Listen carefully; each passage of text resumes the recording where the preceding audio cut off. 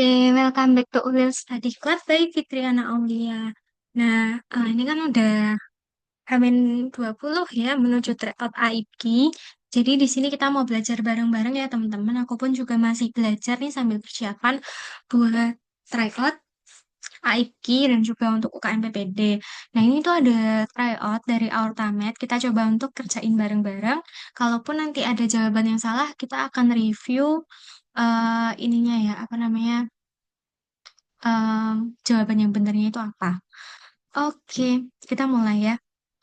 Yang ditanyakan adalah kemungkinan diagnosis pada kasus perempuan 30 tahun, keluhan nyeri saat mens. Keluhan dirasakan sejak masih remaja. Dia merasa sangat nyeri hingga mengganggu aktivitas. Sudah beberapa tahun ini keluar sangat banyak darahnya. Sudah menikah 5 tahun tapi belum juga dikaruniai anak. Nah, ini khas pada endometriosis ya, karena dia nyeri saat haid. Terus dia juga bisa menyebabkan infertilitas ya. Kemudian diagnosis kasus di atas, seorang perempuan usia 45 tahun sudah menikah dan memiliki satu orang anak, datang ke Poli Obstin dengan keluhan teraba benjolan di perut bagian bawah sejak 4 bulan yang lalu. Keluhan disertai menstruasi tidak teratur, darah banyak, dan terasa nyeri. Pada pemeriksaan ginekologi, ternyata uterusnya ini sebesar kehamilan 4 minggu, konsistensinya padat kenyal, dan dia berbatas tegas. Dari hasil pemeriksaan patologi anatomi, ditemukan gambaran wall-like pattern. Nah, ini kan dia ada benjolan ya di perut bagian bawah. Biasanya kalau ada benjolan yang teraba di bagian perut bawah, terus dia membesar gitu dengan menstruasi yang banyak, menometoragi gitu ya, dia biasanya lebih mengarah ke mioma uteri. Nah, cuma nggak tahu ya bisa aja miom atau adenomiosis sih sebenarnya. Nanti coba kita lihat ya jawabannya apa di akhir. Oke, nomor 3. Apakah diagnosis yang tepat pada kasus di atas? Perempuan 32 tahun P2A0 postpartum spontan 2 jam yang lalu, keluhan pendarahan jalan lahir, nyeri hebat, pemeriksaan fisiknya dia ada shock, kemudian fundus uterinya tidak teraba, terdapat massa kemerahan mengkilat dan menonjol, disertai selaput sisa ketuban. Apakah diagnosis yang tepat? Oke, ternyata ada massa yang keluar dan fundusnya kan nggak teraba ya, jadi kemungkinan dia bisa jadi uterusnya itu tuh udah keluar gitu. Terus dia kan pas melahirkan, jadi kita eksklusi sisa jaringan plasenta enggak ya, tumor jina enggak, ruptur uteri pun juga enggak ya kemungkinan karena dia enggak ada tanda kayak misal ring of bundle atau apa gitu. Jadi antara involusi juga enggak ya, karena involusi biasanya dia em, postpartum udah beberapa hari gitu dia enggak mengecil itu uterusnya. Jadi jawabannya adalah inversio ya, kemungkinan dia uterusnya terbalik. Diagnosis yang tepat pada pasien adalah Nyonya Areola, 27 tahun, keluhan nyeri payudara kiri sejak 3 hari yang lalu. Ternyata dia sedang menyusui bayinya sejak 2 bulan yang lalu, ada demam, suhunya fluktuatif, dan juga nyeri saat menyusui. Hasil tanda vitalnya ternyata dia ada sedikit demam subfebris, pemeriksaan payudara kirinya ada eritem yang teraba hangat, dan nyeri tekan, tapi nggak ada fluktuasi, dan juga nggak ada discharge. Nah, kalau kayak gini berarti dia mastitis ya, karena dia nggak ada fluktuasi, jadi dia bukan abses. Jawabannya adalah yang B. Mastitis. Kemudian, diagnosis yang paling tepat dari kasus di atas. Seorang wanita berusia 28 tahun sudah menikah datang ke puskesmas untuk mengikuti kegiatan IVA. Pemeriksaan fisik dapatkan tanda vitalnya normal, spekulonya ternyata porsionya tebal dan kenyal, tapi ada benjolan berukuran sekitar 1 cm, multiple berisi cairan berwarna kuning pucat disertai eritema di sekitar serviks. Diagnosis yang paling tepat. Polip nggak mungkin karena dia bukan massa bertangkai ya. Mioma geput ini harusnya ada massa bertangkai yang keluar dari endometrium ya, dari kanalis cervicalis. Pesta Bartolin enggak karena dia harusnya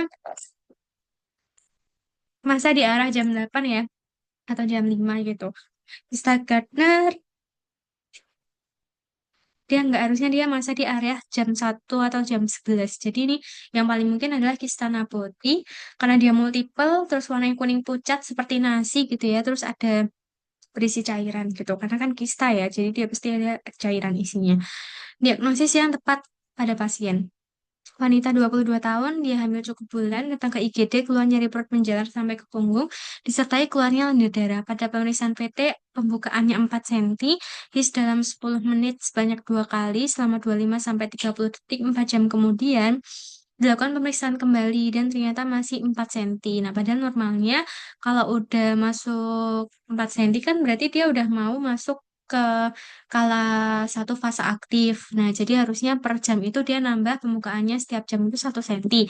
Tapi ternyata dia tetap di 4 senti aja gitu. Nah, terus eh, setelah itu kok dia cuma nambahnya 1 senti aja. Hisnya sih cukup ya, dia 10 menit 3 kali selama 35 sampai 40 detik. Jadi masalahnya bukan di hisnya tapi lebih ke dilatasi dari serviksnya yang bermasalah. Nah, kalau kayak gini berarti namanya kala 2 memanjang, kala 3 memanjang jelas enggak ya. Terus kala satu fase, nah kala satu memanjang dia kurang spesifik ya. Jadi ini lebih ke kala satu fase aktif memanjang. Kenapa nggak fase laten? Karena dia pembukaannya udah 4 senti ya. Kalau nggak salah ya, kalau udah masuk 4 senti ke atas kan dia udah masuk fase aktif. Terus kalau dia mau terus ini udah 5 senti juga ya. Nah, kalau misal mau bilang dia fase aktif pun dia juga udah masuk fase aktif ya, karena hisnya dia juga udah bertambah, udah memanjang juga. Kalau his yang di sini, dia kan masih yang kala satu fase laten. Kalau yang ini dia udah kala satu fase aktif gitu. Terus, diagnosis yang tepat pada pasien tersebut. Seorang wanita berusia 22 tahun, G1 panel anak hamil 10 minggu, datang ke RS dengan keluhan lemas. Ibu pasien menceritakan bahwa pasien ini muntah lebih dari 10 kali ya. Terus riwayat nyeri kepala dan mual. Dia sangat lemah, terus tapi untuk tanda vitalnya dia ya meningkat sedikit ya. Mungkin dia sudah ada tanda-tanda mulai pre-shock gitu ya, udah mulai meningkat soalnya ini nadinya mungkin dia ada shock hipovolemik derajat 1 juga bisa atau derajat 2 gitu. Nah, untuk pemeriksaan fisik dapatkan mata cekung, lidah kering dan kotor, terdapat nyeri tekan epigastrium, kulit pucat dan turgor kulit kembali lambat. Untuk pemeriksaan urinalisnya ternyata udah ada ketonuria. Nah, kalau udah kayak gini, dia udah masuk hiperemesis gravidarum grade 2. Kalau grade 1 ini mungkin dia gejala klinis aja dan juga pre-shock, tapi dia belum ada kayak tanda-tanda pemeriksaan lab yang abnormal gitu. Nah, kalau yang grade 2 biasanya ditandai pemeriksaan labnya tuh udah abnormal gitu. Jadi misalkan udah ada ketan urin gitu. Nah, untuk yang grade 3 ini dia kalau udah ada penurunan kesadaran. Kalau grade 4 5 itu nggak ada ya. Nah, kemudian untuk diagnosis yang tepat pada kasus di atas. Wanita usia 30 tahun, dia tekanan darahnya 110/72 kehamilan pertama dengan usia kehamilan 8 minggu. Mengalami hipertensi di trimester ketiga dan saat melahirkan tekanan darahnya kok jadi 160/90. Protein pada pemeriksaan urin dengan dipstick dapatkan negatif, kadar kreatininnya juga normal, dan tekanan darah pasien telah kembali normal setelah pulang dari rumah sakit. Diagnosis yang tepat pada kasus di atas. Oke, jadi em, ketika di trimester 1 ternyata dia itu tuh normal. Berarti kan dia nggak ada riwayat hipertensi kronis gitu ya. Nah, terus di trimester 3 dan saat melahirkan dia kok jadi tinggi gitu. Tapi protein urianya itu negatif. Kalau kayak gini berarti kan dia adalah hipertensi gestasional. Karena setelah dia melahirkan udah normal lagi gitu kan. Nah, jadi ini jawabannya adalah gestasional. Kalau kreatinin itu kan dia 0,76 masih normal ya. Kalau nanti misalkan didapatkan kreatininnya meningkat lebih dari 1,2 berarti udah ada organ damage. Nah, ini kita bisa bilang dia sebagai superimpos preeklamsia. Nah, karena ini kan masih normal semua, cuma tensinya aja yang tinggi, tapi dia kembali lagi normal setelah melahirkan, jadi dia adalah hipertensi gestasional. Diagnosis Nyonya L. 42 tahun datang ke puskesmas dengan bintil warna kulit keabuan kasar pada jari-jari tangan kiri sejak 1 minggu yang lalu. Pemotong daging di pasar. Dermatologis papul warna kulit sampai keabuan multiple dengan permukaan seperti bunga kol, hiperkeratotik bersisik pada jari-jari tangan kiri. Oke, ini khas banget ya, papul seperti bunga kol di jari hiperkeratotik ini adalah si Verruca vulgaris. Nah, kalau Verruca vulgaris, oke. Kalau di tangan ya, bisa jadi dia common words. Kalau butcher's words ini apa ya? Aku gak terlalu ngerti sih. Nanti kita coba cari ya di belakangnya apa. Kalau Verruca filiformis itu nanti dia akan bilang kalau bentukannya itu bukan kayak bunga kol, tapi dia kayak jonjut-jonjut gitu ya, kayak fili gitu, kayak bentuknya kayak batang-batang yang banyak gitu. Ya gitulah intinya. Kalau Badger Watch itu dia ternyata adalah infeksi HPV ya. Eh, tapi dia lokasinya primernya di tangan ya, di tangan. Kalau common words ya PV juga sih. Tapi yang membedakan dia,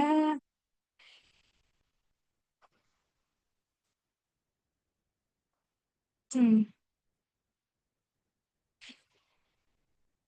kalau common words dia biasanya lebih kasar. Kalau baca words dia spesifik kan HPV 7. Okay, found on the hands of meat handler, appearing like rough cauliflower-like growths that can be larger and numerous. Oke. Occupational exposure to meat or cold. Oke, aku baru tahu ternyata kalau butcher words, butcher itu nggak salah ini ya, bahasa Inggrisnya untuk orang yang kerja di pemotongan daging ya. Nah, kalau butcher words ini, dia adalah verruca, tapi, dan biasanya dia dari area tangan ya, tapi dia spesifiknya faktor risikonya adalah orang-orang yang bekerja di pemotongan daging atau yang tangannya itu seringkali kena paparan suhu dingin gitu. Harusnya ini butcher words, tapi nanti kita lihat ya jawabannya kuncinya di belakang apa. Apakah diagnosis yang sesuai dengan kasus di atas? Nyonya D, 20 tahun dengan keluhan benjolan tidak nyeri di bagian ketiak, keluhan disertai badan terasa sumeng dan batuk-batuk sejak 1 bulan yang lalu. Ternyata di regio aksial dekstra sama sinistra ada nodul multiple fluktuasi dengan fistel palpasi tanpa radang. Ternyata di FNAB-nya ada sel dati Langerhans dan nekrosis kaseosa. Ini khas banget ya ditemukan histopatologi kayak gini itu khas pada TB. Terus dia ada fistelnya berarti dia adalah si scrofuloderma ya karena dia udah membentuk fistel, membentuk sinus pada kulit kayak gitu. Biasanya di regio aksila. Pemeriksaan radiologi yang dapat ditemukan adalah anak laki-laki usia 4 tahun diantar oleh keluarganya ke poli karena keluhan nyeri menelan sejak 3 hari yang lalu. Ada demam, batuk, dan sesak. Pada pemeriksaan tanda vital didapatkan HR-nya oke, dia ada demam, pemeriksaan fisiknya ada inspirasi dan retraksi sela iga. Terus dia ada tripod sign. Dokter menduga pasien mengalami epiglotitis. Oke, kalau epiglotitis dia itu adalah si thumbprint sign. Karena bentuknya epiglotis itu kan kayak benjolan gitu ya, kayak jempol. Kalau dia mengalami peradangan, dia akan membesar sehingga dia tambah kelihatan banget kayak jempol. Kalau steeple sign ini pada si cup, kalau nggak salah ya, atau malah ini ya, hmm, tuh sih, kayaknya crop sih ya. Kalau omega shape ini dia pada si laringotracheomalacia. Oke, kemudian untuk diagnosis yang tepat adalah anak berusia 5 tahun dibawa ke klinik dengan keluhan batuk sejak 10 hari yang lalu. Batuk diawali dengan tarikan nafas yang panjang, berlangsung lama, hingga pasien muntah. Nah, ini whooping cough ya. Lewat imunisasi tidak lengkap. Diagnosis yang tepat adalah, oke, kalau kayak gini kan berarti whooping cough ya. Berarti kalau crop itu kan dia barking cough, kalau whooping cough itu dia pertosis. Nah, tapi stadium yang apa gitu? Hmm, harusnya kalau dia udah sampai batuk dan muntah gitu paroksismal ya. Tapi kita coba cari ya. Stadium pertusis. Pertusis itu dia batuk hebat berulang dengan suara whoop pas saat menarik nafas disertai muntah dan wajah membiru. Terus dia bisa berlangsung sampai 1 sampai 6 minggu. Kalau fase kataral itu tahap awal. Jadi kayak ispa biasa dari nore, ada bersin, hidung tersumbat gitu. Paroksismal itu tahap batuk hebat. Jadi kalau tahap batuk hebat itu batuknya parah banget. Nah ini udah ada tarikan nafas panjang disertai suara melengking atau kas muntah itu tadi. Kalau yang konvalesen ini yang fase terakhir. Jadi beberapa minggu hingga bulan dia sudah mulai berkurang nih si stadium batuknya. Nah terus ya ini dia udah mulai berkurang gitu. Kalau croup, oh ya kalau pertusis itu kan dia disebabkan oleh Haemophilus influenza B. Jadi pasien ini kan imunisasinya nggak lengkap. Jadi kemungkinan dia pentabionya yang ada HIV-nya itu dia belum dapat vaksin itu gitu atau nggak lengkap. Kalau croup ini biasanya karena para influenza ya, dia yang bikin si barking cough gitu, yang bikin batuk seperti suara anjing menggonggong. Oke, kemudian kemungkinan diagnosis pada pasien adalah Laki-laki berusia 50 tahun datang ke IGDRS karena keluhan batuk berdahak dan demam sejak 2 minggu yang lalu. Didapatkan suara paru kanan menghilang, trakea, oke dia batuk berdahak ya sama demam. Paru kanan menghilang, trakeanya deviasi ke kanan. Kalau Taras dapatkan gambaran opak pada paru kanan dan sela iga menyempit. Oke. Kalau dia opak kan berarti dia ada suatu cairan ya atau massa juga bisa sih. Terus sela iga menyempit. Oh, sela iga menyempit ya. Suara bisa sih atlektasis mungkin juga bisa ya. Kalau opak tuh atlektasis bisa, massa bisa. Terus apa sih namanya? Cairan bisa. Nah, terus kan dia suara paru kanan menghilang. Nah, suara paru kanan menghilang ini kan juga bisa kan karena pneumotoraks atau bisa juga karena ada cairan atau efusi. Nah, tapi kalau pneumotoraks kan dia harusnya lusen. Nah, sedangkan di sini tuh dia opak gitu kan. Jadi dia lebih cocok untuk efusi ya atau abses juga bisa sih. Terus trakea deviasi ke kanan. Suara paru kanan yang menghilang, tapi dia deviasinya ke kanan, jadi lebih kayak tertarik gitu ya. Oke, kalau tertarik berarti ya aku lebih setuju dia atelektasis. Kenapa? Karena dia itu tadi kayak kan opak ya, opak dia bisa atelektasis, bisa efusi, bisa juga tumor. Nah, tapi trakeanya masalahnya di kanan, kok dia deviasinya ke kanan? Berarti kan dia tipe yang menarik mediastinum kan? Karena trakeanya dia ke arah kanan, ke arah lesi gitu. Nah, satu-satunya yang ke arah lesi adalah atelektasis. Karena efusi dia mendorong ke arah kanan. Tumor paru dia nggak ada kayak gejala tumor ya, kayak penurunan berat badan dan lain sebagainya nggak ada. Nah, kalau atektasi ini masih mungkin. Kenapa? Karena dia batuk berdahak dan demam. Mungkin dia ada infeksi, entah pneumonia, entah TB, yang lama-lama dia bisa menyebabkan kolaps dari lobus parunya. Nah, jadi bisa bikin atelektasis. Terus tata laksana pada pasien. Laki-laki 70 tahun datang ke IGD karena keluhan demam sejak 2 hari yang lalu. Mengeluhkan sesak nafas dan batuk berdahak, pasien kompos mentis. Terus pemeriksaannya dia ada demam ya, ternyata ada ronki paru bilateral. Pemeriksaan X-ray ada infiltrat pada kedua paru. Nah, khas banget ini adalah pneumonia pada orang tua. Terus kalau untuk menilai derajatnya kita kan pakai CHURP 65. C, pertama confusion. Dia pasiennya kompos mentis ya, jadi nol, terus U adalah urea nggak ada data, kemudian R adalah RR-nya lebih dari 30 berarti skornya 1, terus B blood pressure kurang dari 90 per 60 kan enggak ya, jadi 0, kemudian CURP 65, dia usianya sudah lebih dari 65 tahun, jadi kita memenuhi dua skor CURP. Nah, kalau kayak gini kita rawat inap pasien, tapi bisa dirawat inap di bangsal ya biasanya. Terus dia bisa dikasih levofloxacin.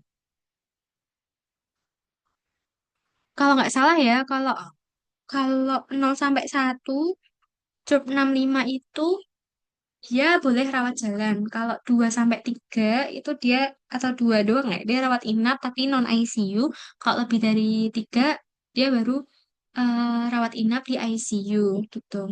Tapi kita coba ya interpretasi job 65. Ya, bener kok. 0 sampai 1 rawat jalan, 2 rawat inap di ruang biasa, 3 sampai 5 rawat inap di ruang ICU. Oke, terus biasanya kalau pada pneumonia itu kalau dia rawat inap kan bisa ya dikasih azitromisin, levofloxacin per oral pun kadang masih bisa, atau amoxicillin gitu ya. Tapi kalau udah rawat inap kita kasihnya levofloxacin, biasanya dia yang 750.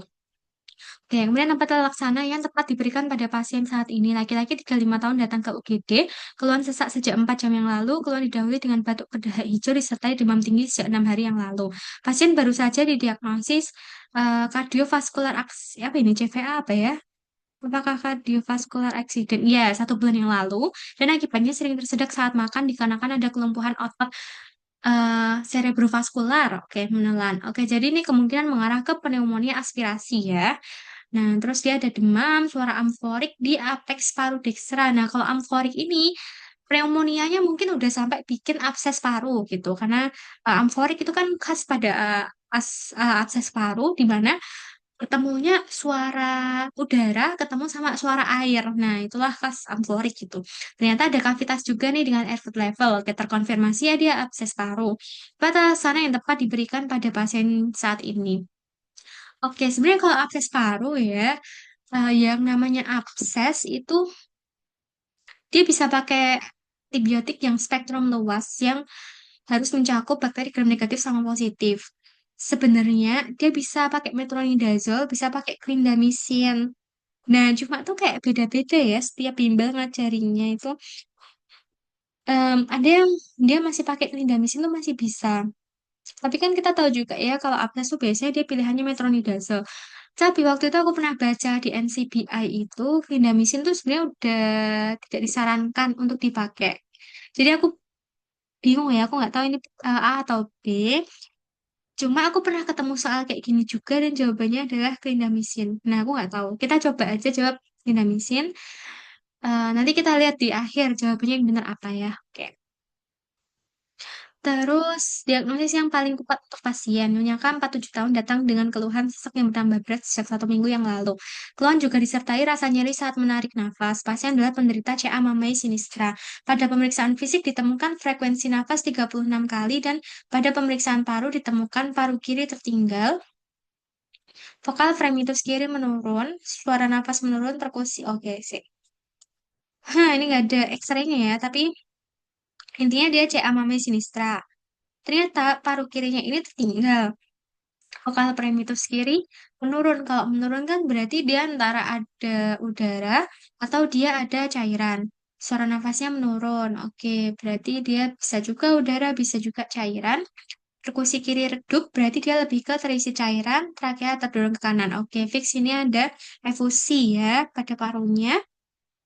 Terus diagnosis, ya efusi pleura masif ya kemungkinan karena ada riwayat CA juga. CA itu kan dia juga bisa bikin efusi yang tipe eksudat gitu. Karena ya cairan pada CA itu bisa keluar gitu. Oke, tata laksana awal yang tepat. Laki-laki usia 50 tahun, dia datang dengan keluhan sering pingsan sejak seminggu yang lalu, disertai dengan pusing dan mudah lelah. Tekanan darahnya normal, hasil EKG dapatkan hasil sebagai berikut. Ini apa ya?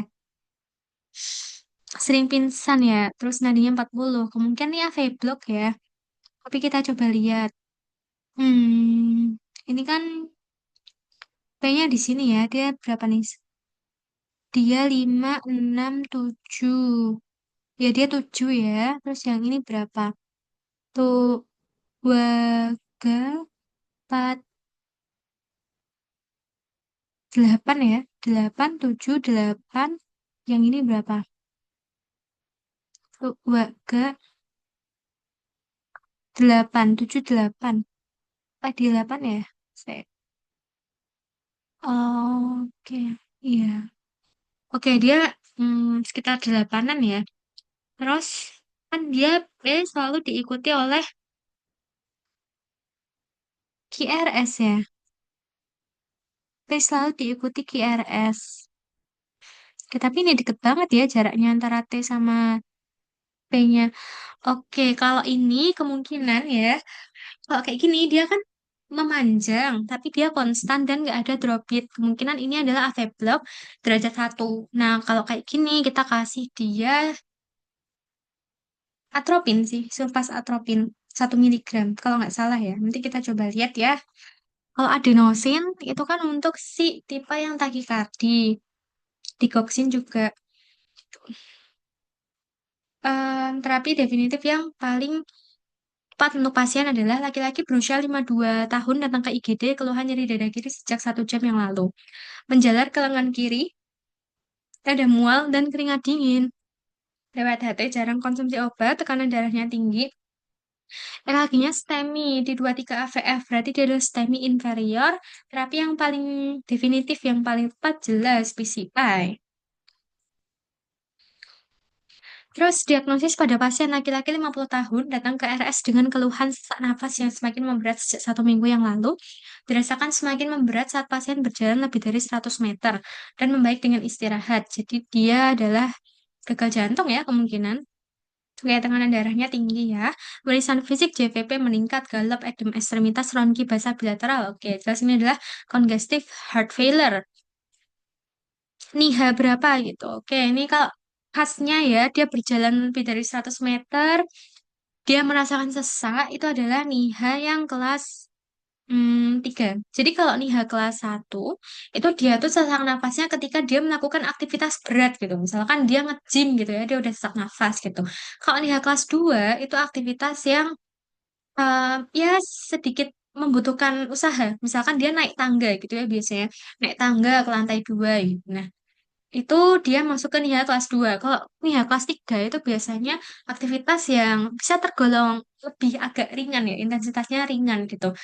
Misalkan berjalan jauh lebih dari 100 meter, biasanya soalnya kayak gitu. Nah, kalau yang kelas 4 itu biasanya dia nggak ngapa-ngapain, dalam posisi istirahat aja tuh dia udah sesak gitu. Gitu. Nah, nanti selain dari NIHA, ada juga klasifikasi AHA yang berdasarkan strukturalnya gitu ya. Oke, kemudian selanjutnya apakah diagnosis pasien? Seorang laki-laki usia 43 tahun, dia diantar ke poli dengan keluhan dada tidak nyaman sejak 1 bulan terakhir, memberat sejak kemarin. Sering konsumsi kopi 2 gelas setiap hari, tekanan darah, suhu subfebris, EKG-nya seperti ini. Oke, ini adalah, ini kan dia gelombang QRS ya. Dia kemungkinan adalah PVC, premature ventricular contraction. Jadi, kok tiba-tiba nih ada gelombang QRS, tapi dia nggak ada gelombang P-nya. Berarti kan kita bisa mengasumsikan bahwa um, ventricle ini berkontraksi mendahului dari atrium gitu kan. Jadi dia adalah PVC. Nah, terus kalau misalkan dia hmm, kayak gini ya, kalau dia tiga berurutan gini, dia adalah triplet. Jadi kalau plet gitu ya, kuplet tuh berarti dua, dua berurutan. Kalau triplet berarti tiga berurutan. Kalau bigemini, trigemini itu nanti hitungannya tuh kayak setiap jeda berapa dia muncul PVC-nya gitu. Nah, jadi kayak gitu. Terus selanjutnya, apakah diagnosis yang tepat dari pasien tersebut? Nyonya Nana 55 tahun datang dengan keluhan badan mudah lelah akhir-akhir ini disertai rasa sering lapar.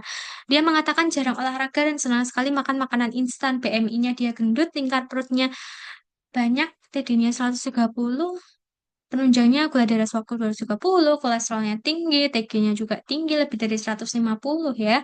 HDL-nya dia 25, kurang dari 50 ya kalau cewek, nggak normalnya. Oke, ini dia sudah memenuhi kriteria sindroma metabolik ya. Jadi dia bukan sekedar diabetes mellitus, dia udah sindroma metabolik. Karena definisi dari sindroma metabolik itu kan dia ada obesitas sentral yang ditandai dengan kalau di cewek itu lingkar perutnya lebih dari 80. Plus lebih dari sama dengan dua gejala.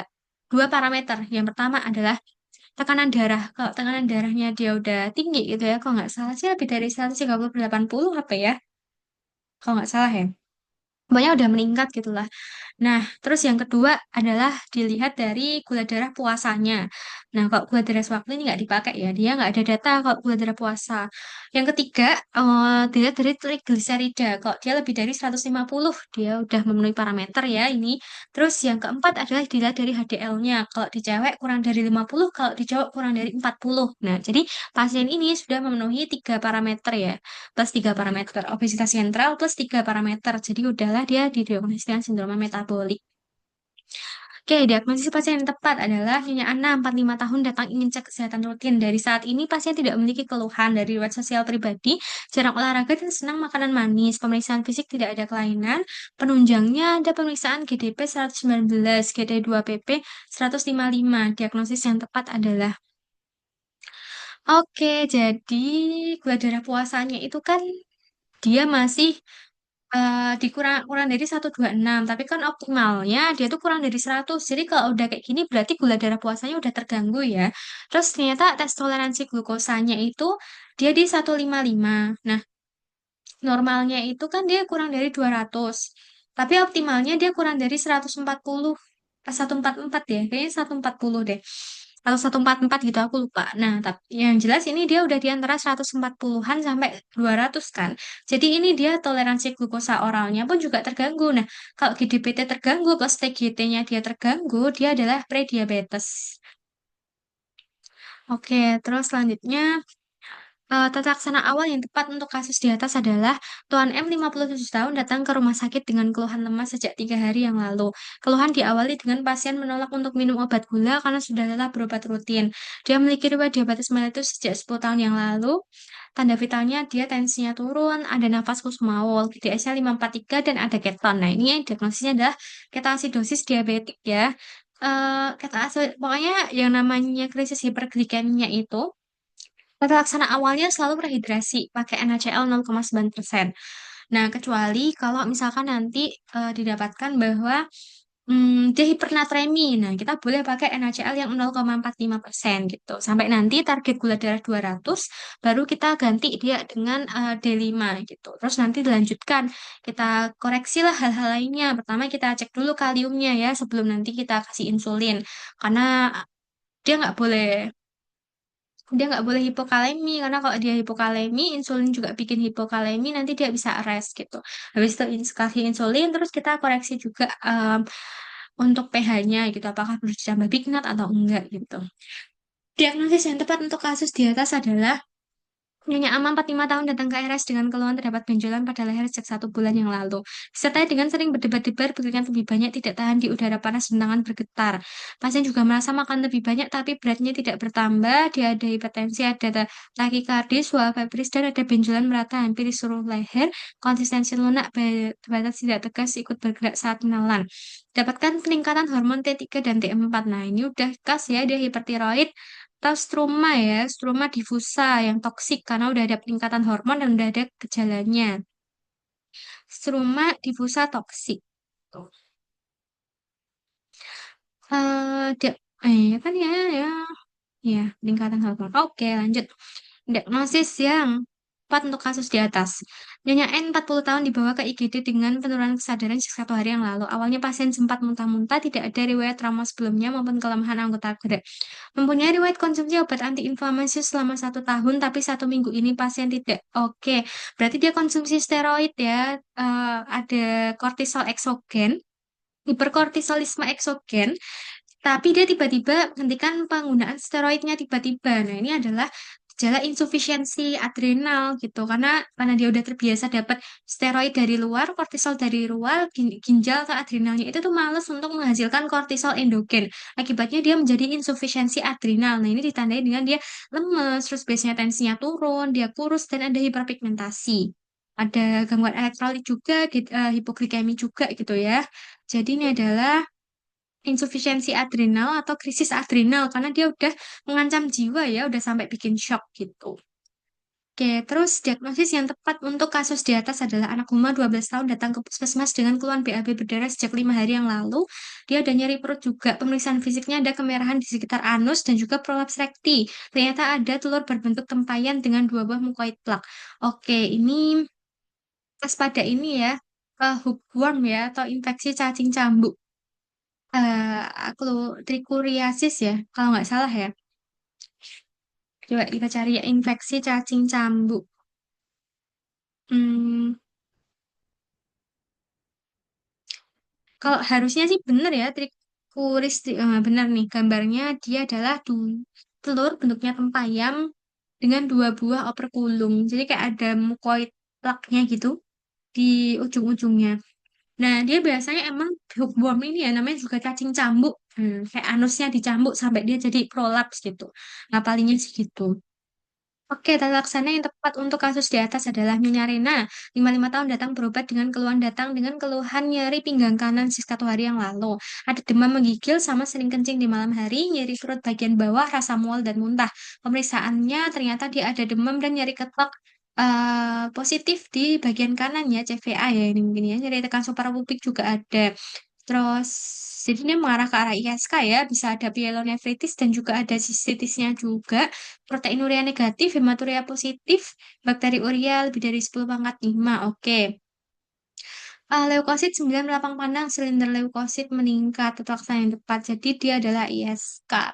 Pyelonefritis. Nah, karena udah sampai pyelonefritis, kalau kayak gini biasanya kita harus kasih ciprofloxacin ya. Bisa sih 2 × 500 mg. C. Tapi harusnya dia dirawat inap karena dia udah sampai ada gejala sistemiknya juga. Kalau ampicillin ya, ampicillin gentamicin. Kalau Cipro itu biasanya dia untuk yang sistitis, tapi ISK yang bawah gitu. Kalau ISK atas harusnya dia udah dapat obat IV. Nah, kalau ciprofloxacin IV apakah ada ya? Ampicillin sih ada yang IV. Tapi coba ya, nanti kita lihat gitu. Cipro. Kalau ada ceftriaxone sih ya ceftriaxone ya. Oke, kita lihat ya nanti di akhir jawabannya apa. Oke, diagnosis yang paling mungkin. Tuan Al, usia 68 tahun, datang dengan keluhan nyeri kepala mendadak sejak 3 jam yang lalu. Tekanan darahnya tinggi sekali. Terus pemeriksaan laboratorium, protein urin negatif, kreatinumnya masih normal ya. EKG-nya ada gambaran seperti ini. Apakah diagnosis yang paling mungkin? Dia sih tampak normal-normal aja ya, EKG-nya. Iya kan? Nah, cuma karena dia udah ada nyeri kepala ya, udah ada tanda-tanda organ damage, maka dia adalah tipe hipertensi yang emergensi, apalagi dia udah lebih dari 180/120 gitu. Terus, apakah pemeriksaan tumor marker pada pasien ini? Tuan Rom, 70 tahun, datang dengan keluhan BAB berdarah sejak 3 bulan yang lalu. Berat badannya turun 10 kg dalam waktu 1 bulan terakhir, badan terasa lemas dan perut sering kembung. Pada pemeriksaan radiologis, temukan gambaran seperti berikut. Oke, jadi dia ini adalah apple core sign. Biasanya terjadi pada CA kolon, terutama yang sebelah kiri. Nah, kalau CA kolon, dia pakainya adalah CEA. CA 19 9 ini dia kalau nggak salah ya di CA pankreas, AFP ini adalah di CA hepar, PSA adalah CA prostat, dan CA 125 itu pada ovarium ya. Pokoknya tumor-tumor kandungan gitulah. Diagnosis yang tepat untuk kasus di atas adalah Tuan dan 27 tahun datang ke RS Aorta dengan keluhan nyeri perut dan sulit BAB. BAB kecil-kecil kayak kotoran kambing. Nyeri perut membaik setelah pasien BAB. Keluhan dialami setelah pasien bekerja di kantor baru dengan jam kerja yang tidak menentu. Oke, pemfisnya ternyata dalam batas normal. Jadi dia konstipasi ya, yang membaik ketika BAB ini kasar kali pada IBS tipe yang C, Irritable Bowel Syndrome, tipe yang konstipasi. Dan biasanya dia berkaitan sama stres ya, kayak misalkan dia habis di kantor baru atau sekolah baru, jadi ada gangguan penyesuaian di situ. Tata aksara yang tepat untuk kasus di atas adalah Tuan Tony 30 tahun, keluhan utama nyeri pada ulu hati berulang sejak 2 bulan ini. Keluhan muncul terutama saat terlambat makan atau konsumsi makanan pedas atau asam. Oke. Ada nyeri tekan epigastrium ya, dia ada dispepsia atau bisa juga, kalau kayak gini kita bisa sebut gastritis juga ya. Nah, karena dia ada nyeri tekan epigastrium, kalau kayak gini kita kasih terapi PPI itu ya, PPI. Tapi di sini tidak ada PPI. Oh, sebenarnya ya bisa sih PPI, tapi kalau dia nggak ada, ya udahlah kita kasih aja ranitidin ya. Ini dosisnya 2 kali 150 ini udah bener ya, harusnya ya. Tapi kita lihat coba nanti ya. Seingatku sih ini ya, kalau di puskesmas kan bisa 2 kali 150. Dia fungsinya adalah untuk pelapis lambung gitu. Jadi untuk kemungkinan kan dia mungkin ada ulkusnya juga ya di situ. Jadi untuk melindungi dia dari paparan asam, kita kasih sih golongan antihistamin H2 ya. H2 blocker ya, atau apa ya? Ya ranitidin itulah. Oke, apakah penyanyi yang dicapai Dokter A yang sesuai dengan The Five Stars Doctor? Dalam rangka Pekan Imunisasi Nasional, Puskesmas Aorta akan turut serta andil dalam kegiatan tersebut. Selain melakukan kegiatan imunisasi di beberapa tempat sesuai wilayah kerjanya, Puskesmas Aorta akan mendelegasikan beberapa dokter untuk melakukan kegiatan penyuluhan terkait imunisasi yang diberikan. Salah satu dokter di Puskesmas Aorta, Dokter A mendapatkan tugas untuk memberikan penyuluhan terkait polio. Dokter A kemudian menyiapkan materi dan diri agar penampilannya nanti maksimal dalam memberikan informasi ke audiensnya. Oke, jadi tuh dia ini ya, kan akan mau memberikan penyuluhan. eh tapi penyuluhan ya terkait polio. Kalau community leader, ya bisa sih community leader ya.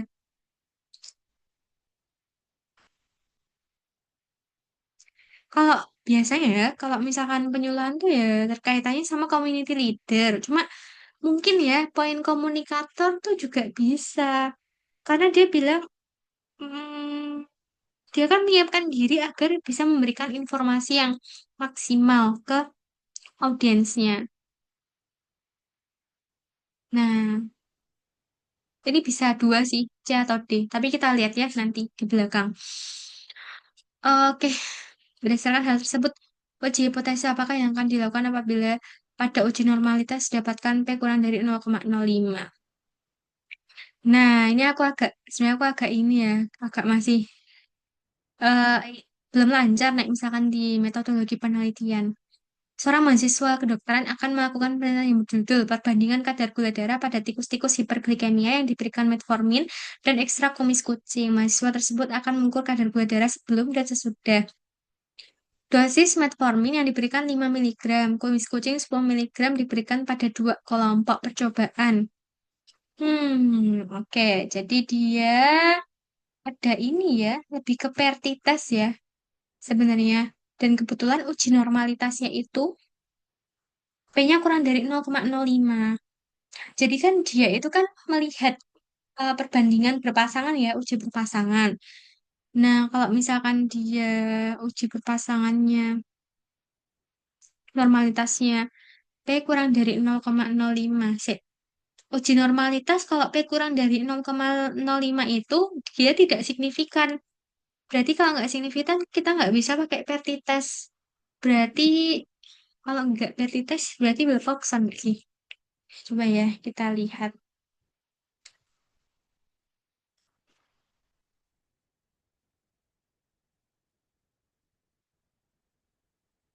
Tabel uji hipotesis, oke.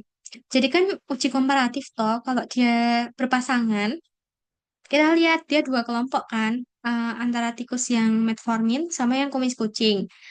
Terus datanya, kita lihat datanya. Datanya ini kan dia mengukur kadar gula darah, berarti kan dia angka ya, datanya adalah numerik.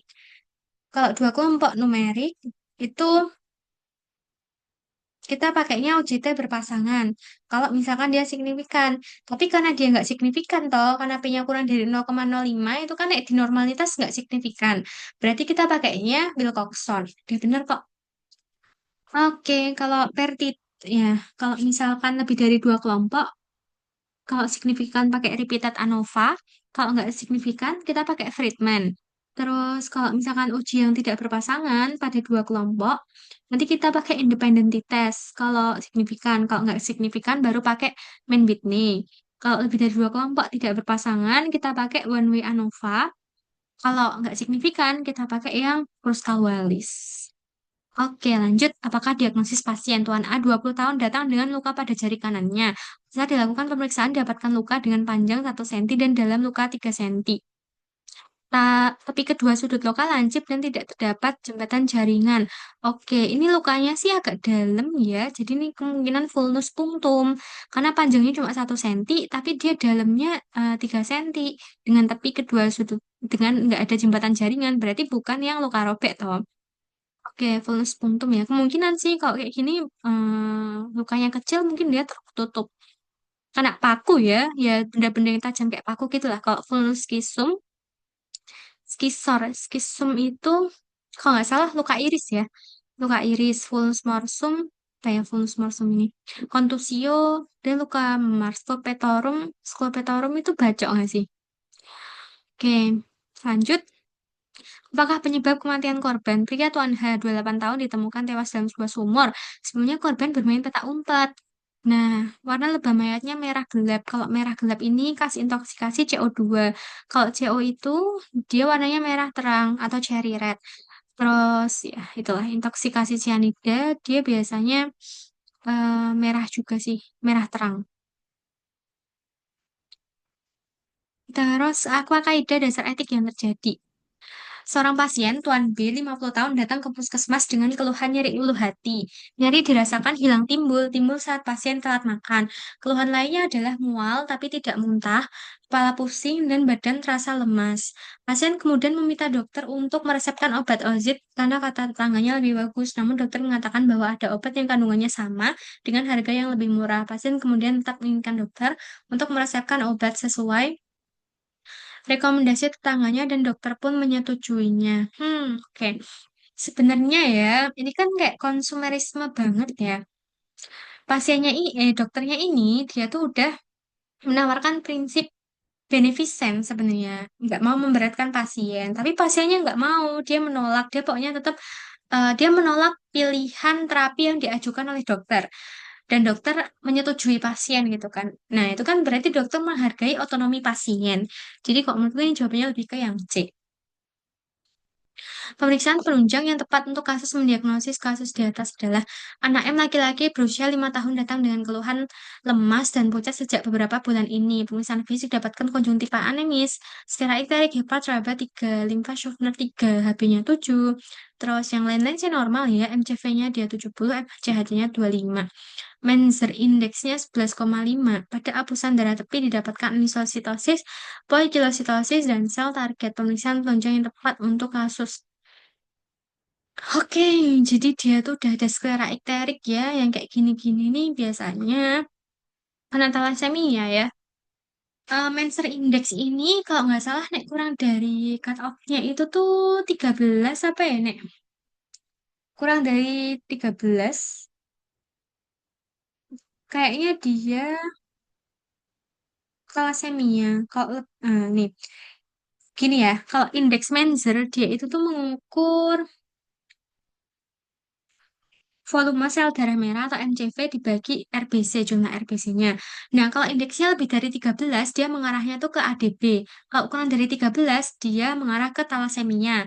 Nah, ini khas ya, pada pasiennya kan juga anak kecil, terus karena ikterik, hepannya teraba ini, terus ada sel target pula. Kan TTH ya, kalau kalau talasemia itu talasemia, sel target, teardrop cell, sama hanya tuh Howell Joel Badis gitu. Jadi, kalau talasemia, maka kita akan periksa dia dengan HB elektroforesis untuk pemeriksaan penunjangnya. Lanjut, diagnosis yang tepat untuk pasien adalah dinyatakan 62 tahun datang ke IGD dengan keluhan penglihatan mendadak kabur sejak 1 jam yang lalu. Pasien juga mengeluhkan pusing, mual muntah di sangkal. Pemeriksaan GCS-nya dia masih kompas mentis, tapi tekanan darahnya tinggi banget ya. Terus ternyata di pemeriksaan neurologisnya kekuatan motorik tangan itu tuh lebih kuat daripada yang kaki. Motorik kaki, motorik kaki 555 C.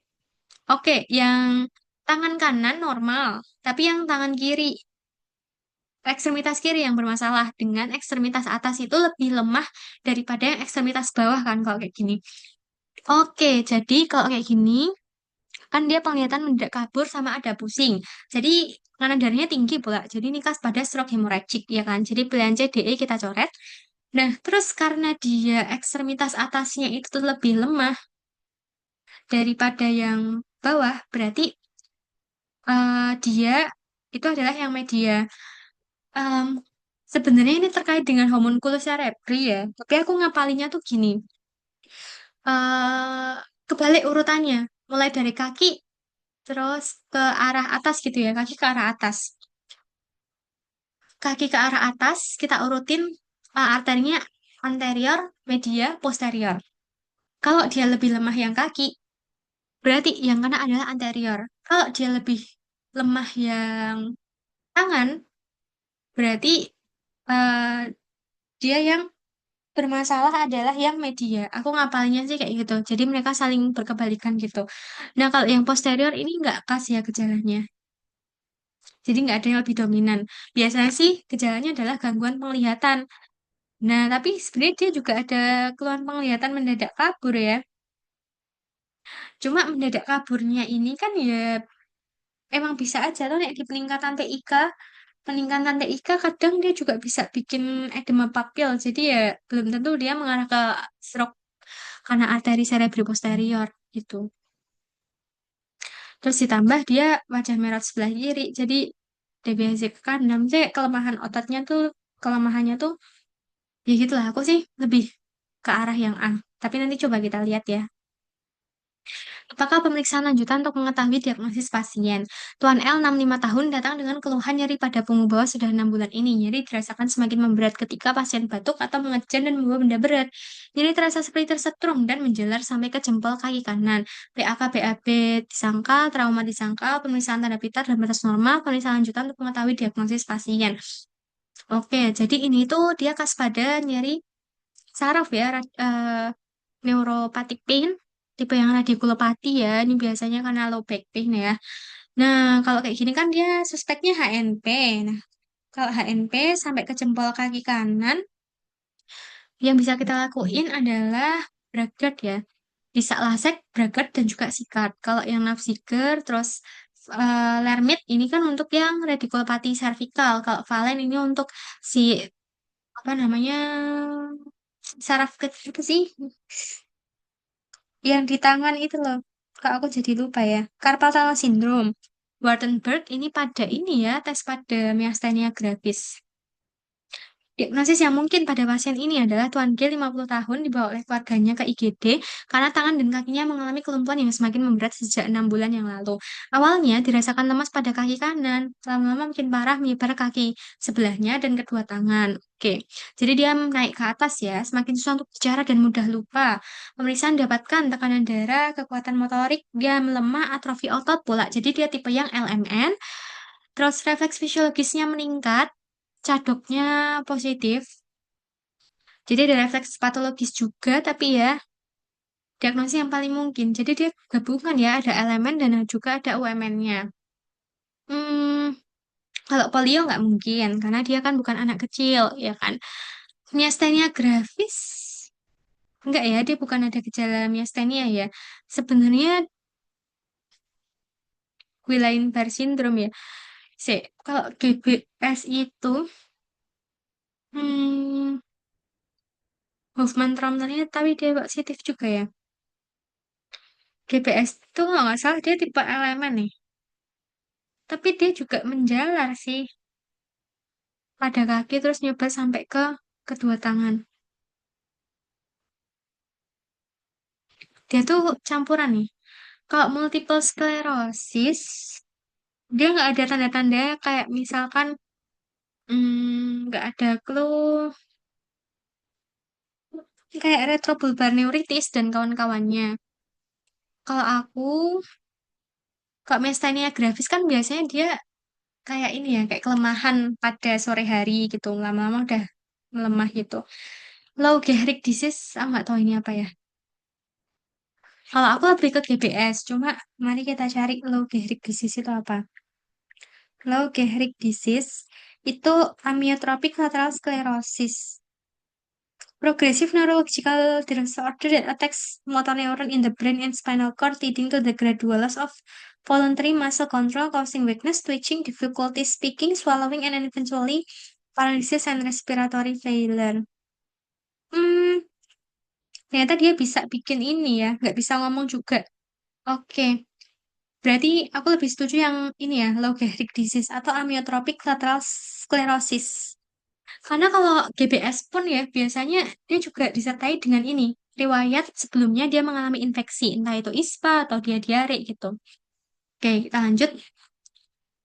Pelaksanaan yang tepat untuk pasien adalah 9 tahun, anak dibawa oleh orang tuanya ke klinik karena dikeluhkan sering bengong.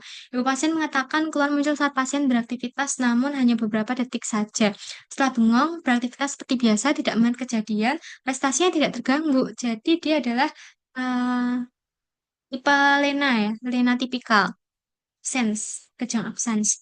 Kalau nggak salah ya, kalau kejang absence itu dikasihnya ethosuximide. Tapi nanti kita coba lihat ya.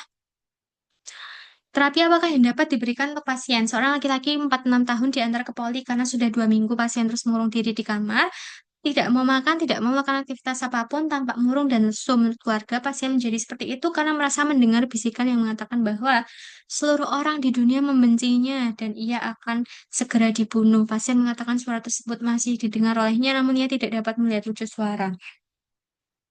Oke, jadi kan dia baru 2 minggu. Dia ada psikotiknya juga ya, psikotik akut, tapi dia juga ada murung dan lesu, ada gejala-gejala depresinya juga. Jadi karena mereka muncul bersamaan, kita bisa bilang dia adalah skizoafektif. Nah, tipe depresif ya, skizoafektif tipe depresif. Kalau kayak gini, kita wajib kasih antipsikotik untuk keluhan psikotiknya. Kita bisa kasih haloperidol, risperidon itu kan dia juga termasuk antipsikotik. Tapi karena dia juga ada keluhan depresinya, kita juga harus berikan dia antidepresan gitu, SSRI. Nah ini kalau sertralin, lithium ini kan dia sama-sama ini SSRI, ini mood stabilizer. Dia nggak ada antipsikotiknya. Kalau ini nggak ada antidepresannya, jadi bukan A, bukan C. Terus lithium sih kurang tepat ya, karena dia bukan gangguan mood, dia lebih ke arah depresif ya. Terus fluoxetine asam valproat nih enggak ya? Sih lebih jawab yang E. Apakah diagnosis yang mungkin pada pasien Tuan A 28 tahun dibawa ke IGD karena bertingkah aneh sejak pasien pulang dari pesta ulang tahun temannya? Ia mengamuk karena orang rumah tidak mempercayai bahwa ada orang lain di dalam kamarnya. Ia juga mengatakan bahwa banyak kuyang berterbangan di dalam kamarnya. Oke, terus tekanan darahnya pupil midriasis ya. Oke, kan dia habis dari pesta ulang tahun. Terus dia tiba-tiba halusinasi gitu kan. Mungkin dia konsumsi halusinogen, kemungkinan ya. Terus tekanan darahnya juga jadi tinggi, padahal dia masih muda gitu kan. Kalau kayak gini, di sini satu-satunya yang halusinogen adalah LSD. Benzodiazepin, ini kan dia golongan yang opio, ya anti anxietas ya. Amfetamin, opioid enggak ya? Ini adalah yang D. Karena satu-satunya yang halusinogen adalah LSD di sini. Apakah terlaksana yang dapat diberikan pada pasien? Nona A, 23 tahun, dibawa ke IGD karena pingsan saat bekerja. Setelah sadar, ia mengatakan bahwa ia sering merasa berdebar-debar, terutama ketika melewati satpam atau polisi, karena takut tiba-tiba terjadi kerusuhan. Padahal situasi saat ini baik-baik saja. Pasien sudah beberapa kali mengalami hal ini dalam 3 bulan terakhir, dan setiap ia merasa jantungnya berdebar, ia selalu takut akan segera mati dan kemudian pandangan menjadi gelap. Menurut pasien, sebelumnya tidak pernah ada kejadian mencekam dalam hidupnya. Apakah terlaksana yang dapat diberikan pada pasien? Hmm, oke, dia ini tuh fobia spesifik ya. Takut akan segera mati. Tapi dia takut akan segera mati ya. Hmm. Nek nggak fobia spesifik, mungkin dia lebih ke arah generalized anxiety disorder. Kalau kayak gini, kita kasih anti ansietas. Escitalopram itu dia masuk SSRI juga nggak sih? Haloperidol, clozapin enggak ya? Alprazolam enggak juga sih. Alprazolam. Ya, alprazolam juga anti ansietas sih, tapi ya. Kalau escitalopram sama sertralin, escitalopram, golongan apa ya dia tuh?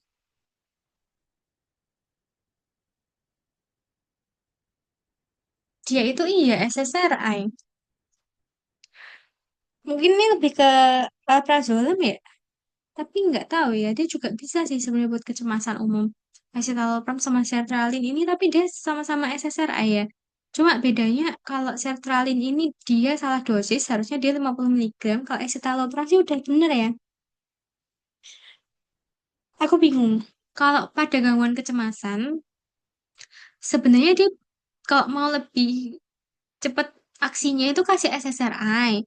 Baru habis itu bisa dikasih anti ansietas kayak alprazolam gitu. Nah, coba kita cek dosis alprazolam. Alprazolam itu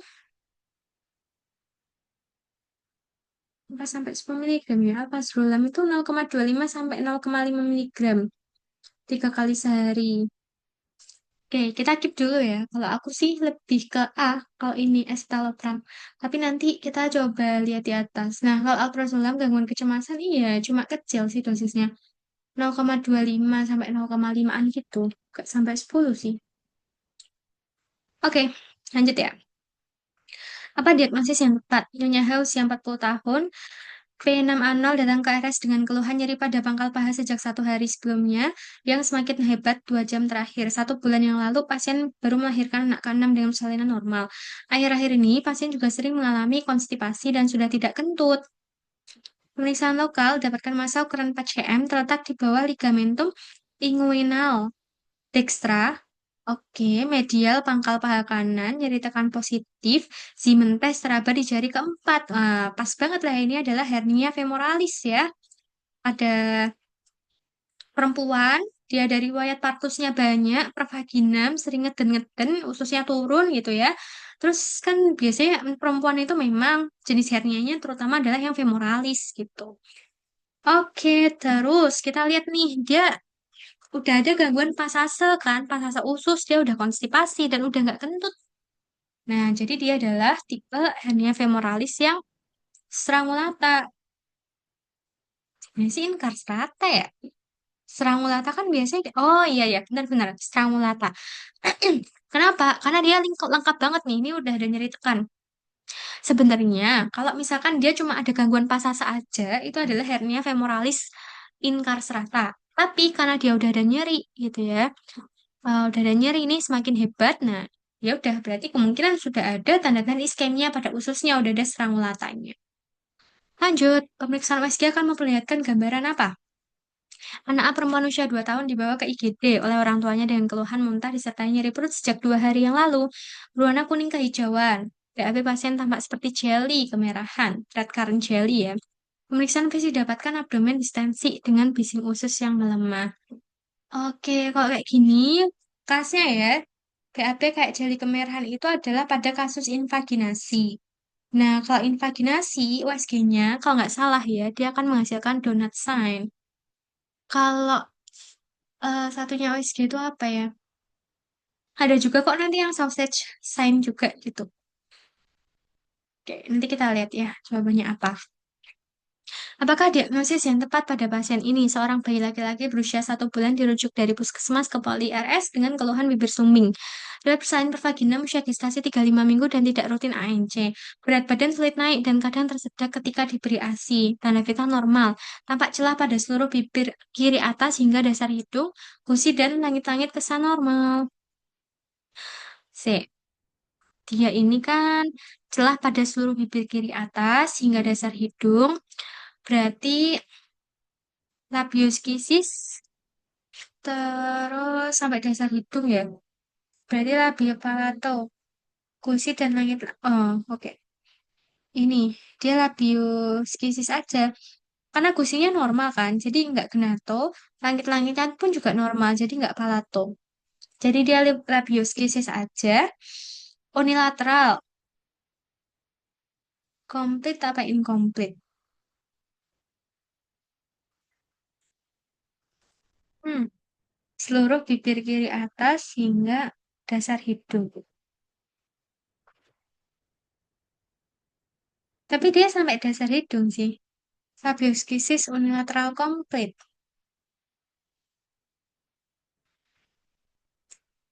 Kalau aku sih lebih ke D ya. Sebenarnya yang membedakan dia komplit sama inkomplit apa ya? Kok aku tiba-tiba lupa. Hmm, apa kalau inkomplit itu dia nggak sampai dasar hidung ya? Mungkin ya.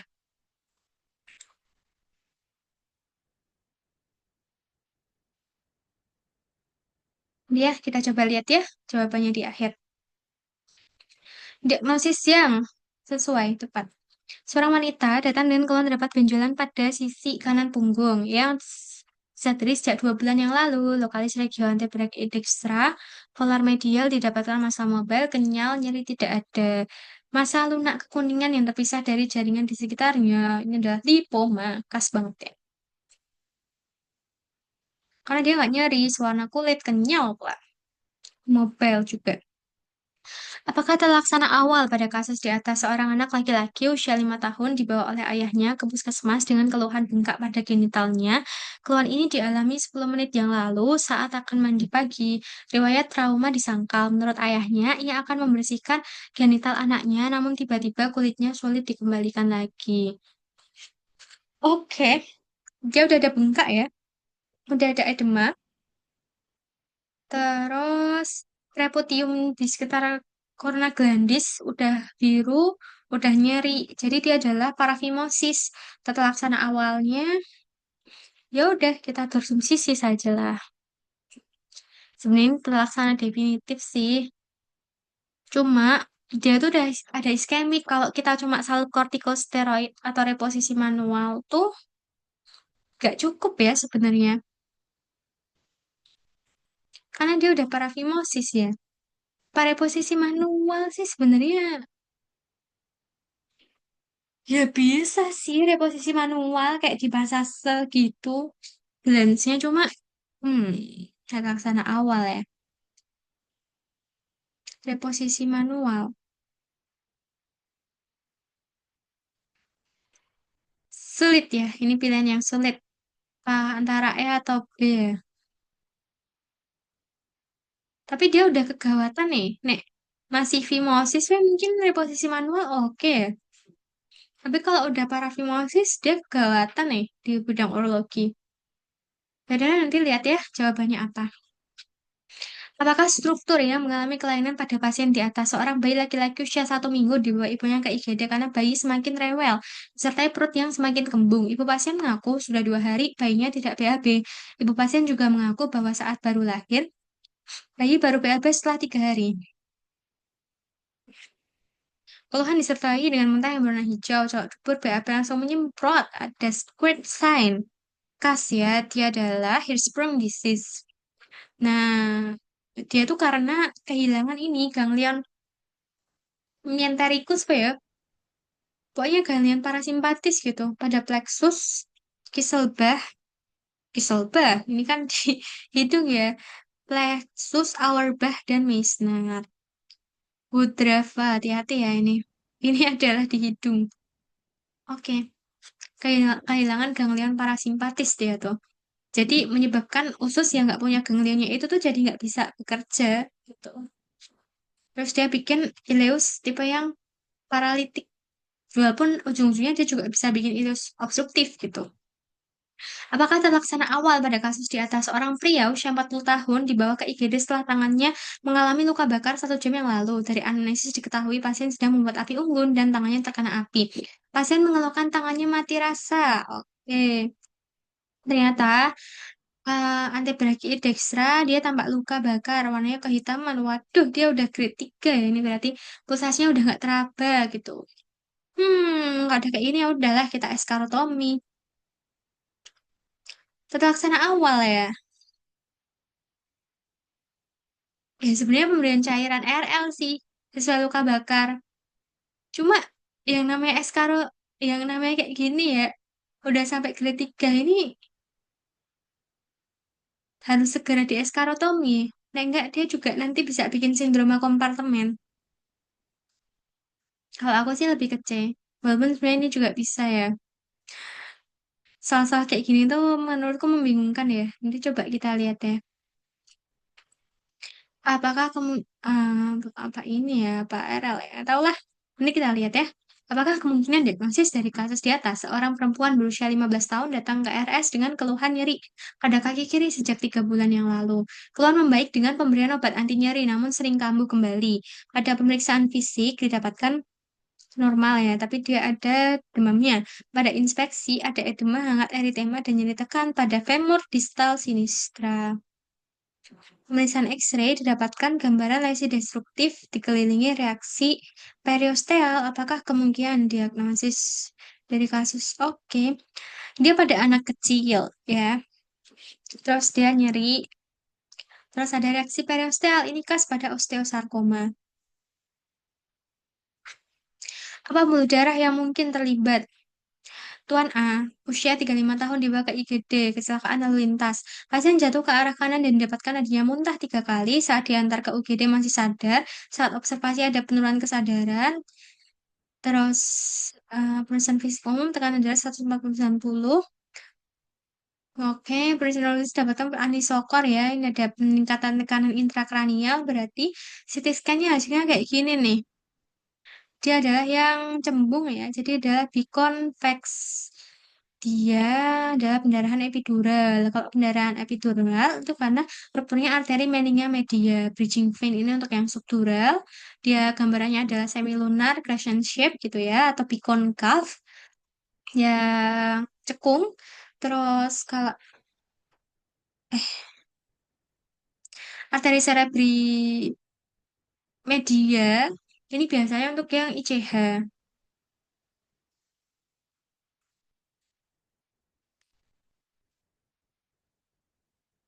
Lanjut. Tata laksana awal pada pasien ini adalah seorang wanita dibawa ke IGD pos KLL dengan penurunan kesadaran. Jadi pemeriksaan didapatkan kesadaran somnolen. Terdapat hematom pada parietal kanan. Tata laksana awal pada pasien ini adalah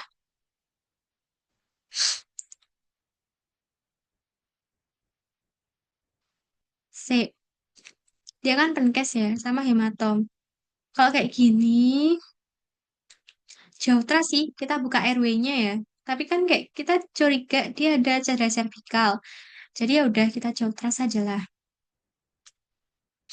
Apakah diagnosis yang tepat pada pasien ini? Wanita 33 tahun datang ke IGD dengan keluhan nyeri pada tangan kanan karena terkena minyak. 30 menit yang lalu, penulisan fisik, tampak luka basah pada punggung, ada bula, diaskopi negatif, dan hipoestesia, seperti pada gambar. Jadi ini adalah grade yang 2B. Karena dia udah nggak ada ini ya, udah hipoestesia, tapi dia masih ada bula, masih kemerahan gini. Jadi dia adalah yang hmm, deep partial thickness burn injury. Full thickness kan yang grade 3, ini grade 2B, superficial partial thickness ini yang 2A, ini adalah yang satu. Apakah diagnosis yang sesuai dengan kasus di atas? Bayi perempuan tidak menangis spontan setelah lahir. Lahir dari seorang ibu G2P1A0, usia kehamilan 31 minggu, BBL-nya 2500, pemeriksaan fisik ada tanda vitalnya segini. Oke, terdapat nafas cuping hidung, cyanosis perioral, dan retraksi interkostal. Diagnosis yang sesuai. Karena dia adalah bayi yang prematur, jadi diagnosisnya adalah hyaline membrane disease. Biasanya karena dia itu ini loh, surfaktanya belum terbentuk, jadi dia kolaps parunya. Jadi HMD. Kok TTN ini biasanya pada bayi-bayi yang cukup umur, faktor resikonya dia lahir sesar. Kalau emas, ini biasanya pada yang post-term. Apakah imunisasi yang diberikan pada pasien saat ini? Seorang anak laki-laki usia 2 bulan datang ke puskesmas diantar oleh ibunya untuk imunisasi. Ibu pasien tidak membawa buku KIA. Menurut ibu pasien, terakhir pasien imunisasi 1 bulan yang lalu diberikan suntikan di lengan kanan atas pasien, namun ibu lupa namanya. Dia nggak bawa buku KIA-nya ya. 1 bulan lalu ya. Kalau 1 bulan lalu kan berarti dia usianya 1 bulan. Di lengan kanan kemungkinan dia BCG ya. Berarti kalau dia udah BCG, sekarang di usia 2 bulan, dia pentabio aja lah. Pentabio sama polio ya. Jawabannya adalah yang D. Apakah kondisi yang dialami pasien? Seorang remaja putri berusia 16 tahun datang dibawa oleh ibunya dengan keluhan belum pernah menstruasi. Selain itu, pasien juga mengeluhkan memiliki tinggi badan terpendek di antara teman-temannya. Pada pemeriksaan fisik, tampak leher lebar, payudara, rambut ketiak, dan pubis tampak prepubertal. Apakah kondisi yang dialami pasien? Hmm, leher lebar ya. Kok leher lebar, web neck ini biasanya adalah sindrom Turner pada 46XO.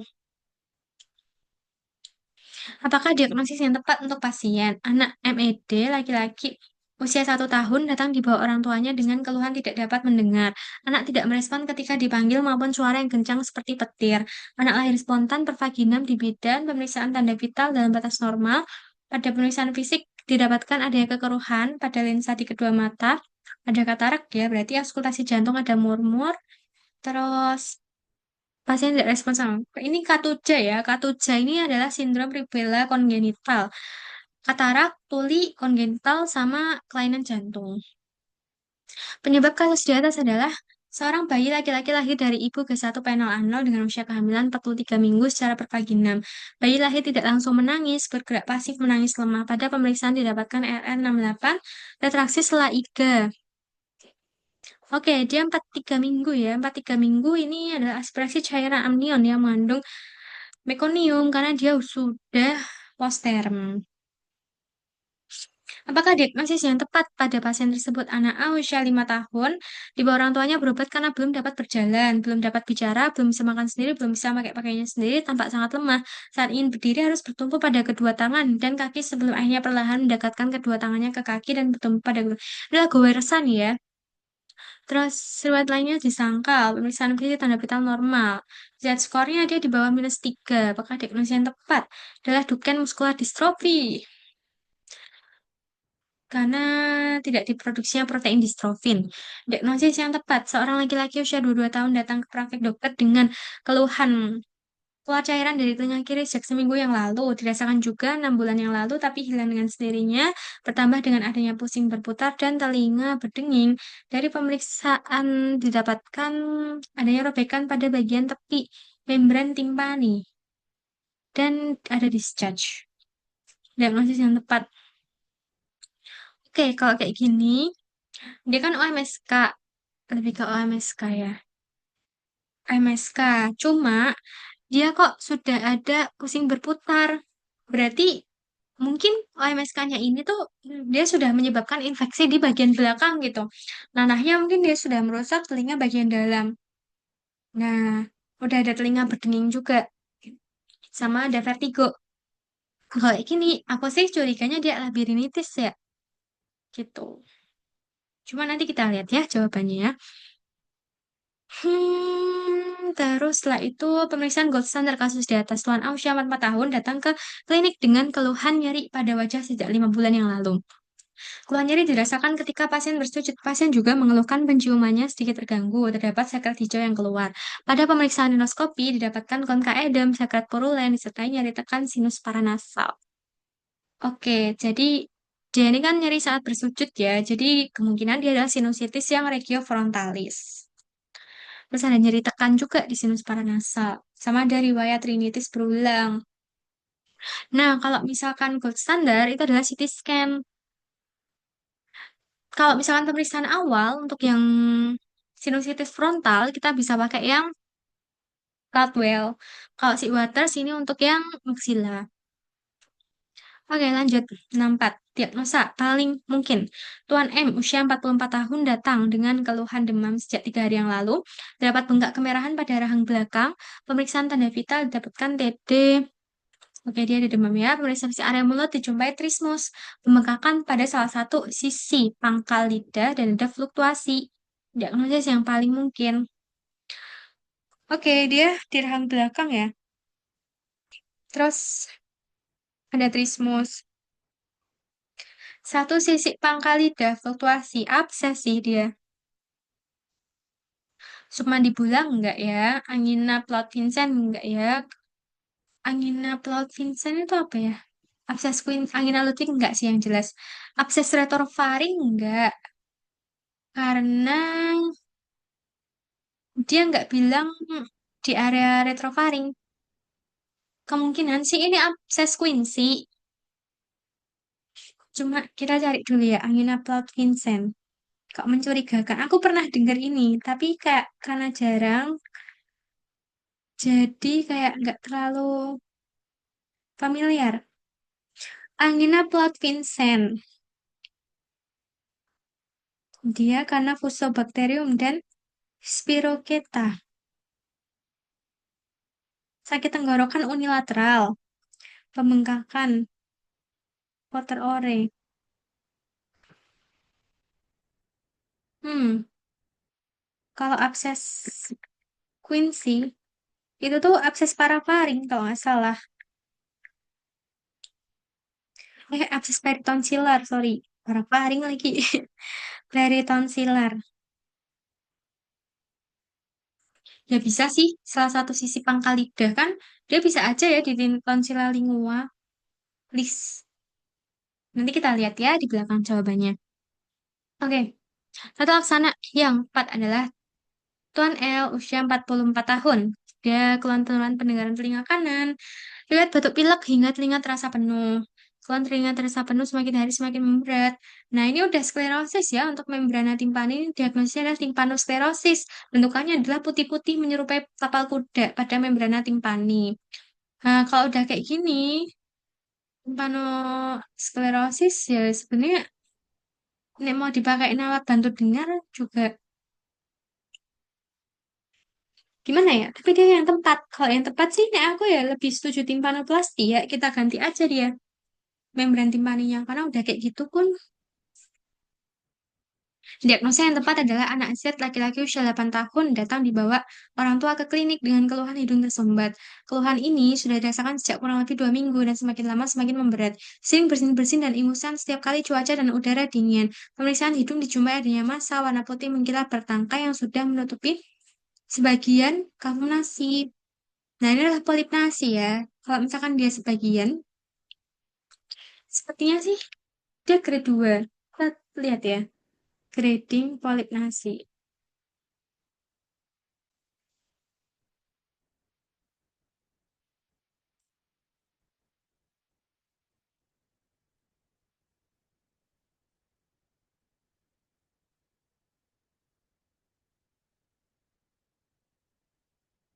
Kalau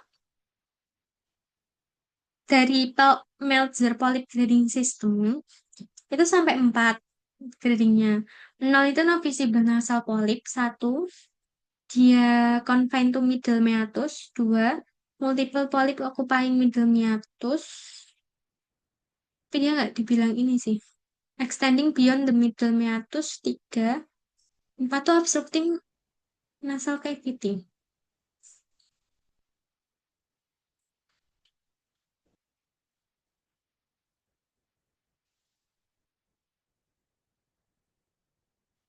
Tapi ada juga grading yang dia itu tuh cuma sampai grade 3 gitu.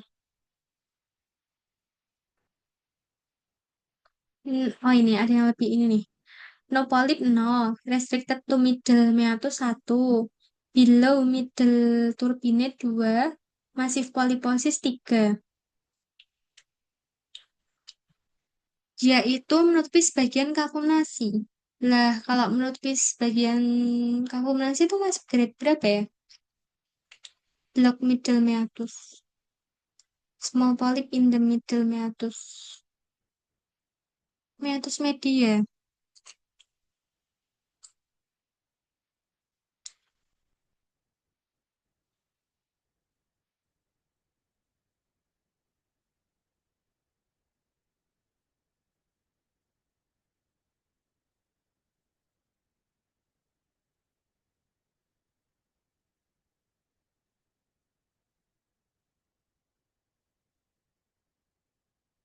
Not completely obstructing the nasal cavity. Kalau 2 harusnya ya. Kalau 3 tuh completely obstructing nasal cavity. Nah, cuma nggak tahu ya. Nanti kita lihat di akhir ya jawabannya. Terapi yang paling tepat adalah Tuan R, 49 tahun, datang dengan keluhan penglihatan terasa menyempit sejak 5 jam yang lalu. Mendadak, pasien juga mengeluhkan sakit pada matanya dan mual muntah. Visusnya TIO ternyata meningkat nih, yang mata kiri ya dia. Terus, lapang pandang berkurang, sisi temporal. Bilik mata depan dangkal, lensa bersih, Kapdis rasio lebih dari 0,5. Maka dia adalah glaukoma. Karena dia mendadak, berarti dia adalah POAG ya biasanya. Primary open angle glaukoma atau yang close angle ya. Glaukoma sudut aku tertutup. Kayaknya sudut aku tertutup sih. Biasanya yang mendadak itu.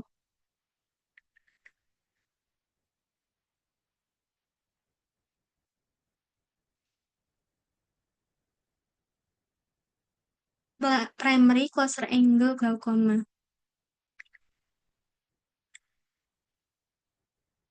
Nah, kalau udah kayak gini, kita kasihlah acetazolamid 500 mg. Lebih bagus sih IV ya, karena dia tata laksana awal bangetnya. Nah, tapi kalau nggak ada IV, oral pun juga sebenarnya nggak apa-apa. Tuh.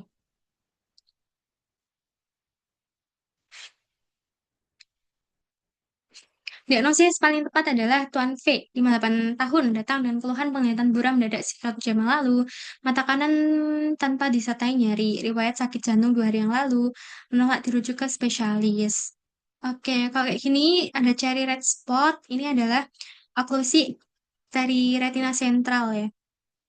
Central retina arterial occlusion, CRAO. Kalau CRVO yang pain occlusion nanti gambarannya adalah tomato splash appearance. Kalau ini adalah cherry red appearance, dia kasih pada CRAO. Kalau yang branch-nya itu biasanya ya kayak hemorrhage-hemorrhage aja gitu. Diagnosis yang paling mungkin, keluhan K 30 tahun datang dengan keluhan mata kanannya seperti ada tirai ya. Ini khas banget ya, tirai ini adalah si ablasio retina, mendadak pula. Dan menggunakan kacamata sferis, ya tinggi nih sferisnya, khas banget lah. Ablasio retina yang rekmatogen. Nah, ini faktor resikonya adalah miopia tinggi. Kalau traksional, ini biasanya adalah pada penderita DM. Kalau eksudatif, ya ini berarti ada cairan di dalam yang sakit gimana ya, cairan, dia merembes membuat si retinanya itu jadi robek gitu. Diagnosis yang tepat terhadap pasien adalah Tuan F 26 tahun datang berobat dengan keluhan penglihatan semakin buram ketika melihat jauh sejak 3 minggu yang lalu. Pasien mengatakan belum pernah menggunakan kacamata. Pasien mengatakan jika melihat cahaya, seringkali cahaya berpencar membentuk bintang. Pemeriksaan visus ditemukan 6/21. ODS dapat dikoreksi dengan S minus 2,5 dan silindris untuk mendapatkan minus 66. Diagnosis yang tepat pada pasien adalah oke, dia ini Hmm, astigmatisme miopia ya. Kan dia beda tanda. S lebih dari C. Kalau S lebih dari C, kekuatannya maksudnya, dan dia beda tanda, aku agak lupa ya. Astigmatisme. Yang dia beda tanda sih, S lebih dari C, astigmatisme, miop,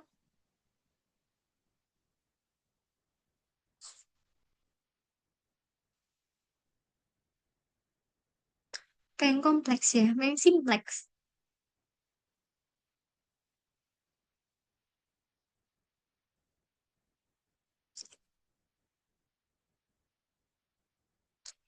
Benar ya. Ini kita keep dulu aja lah ya.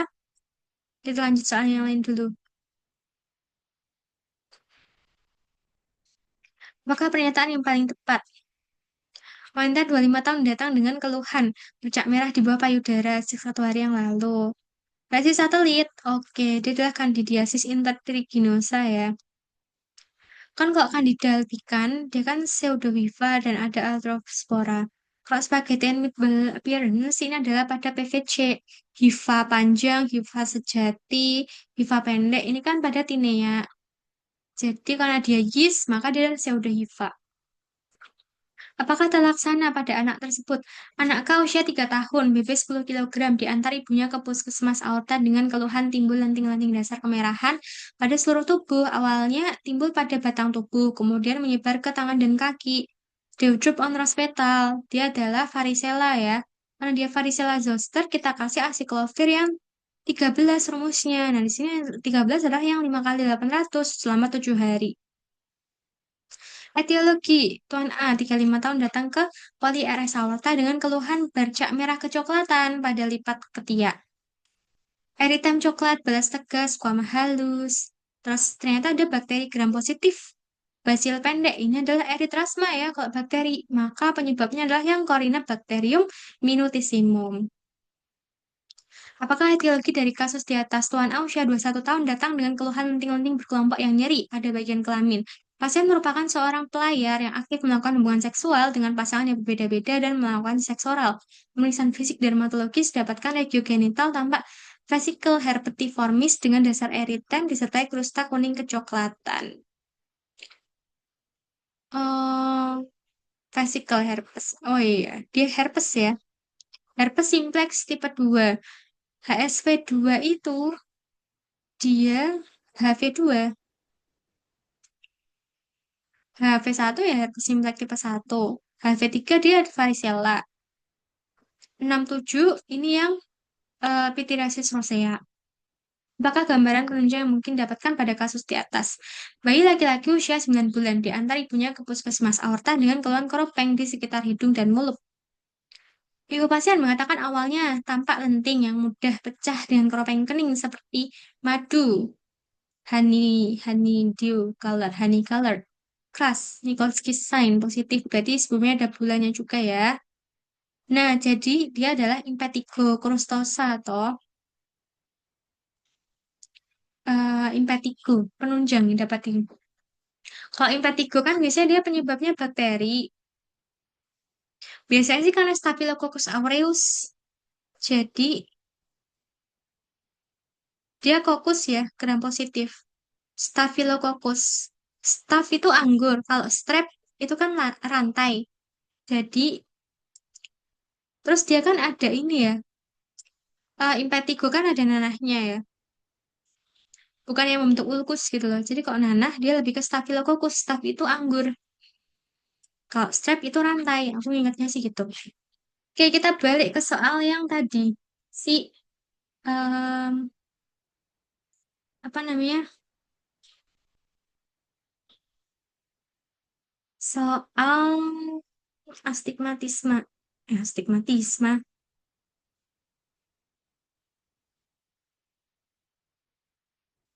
Hmm.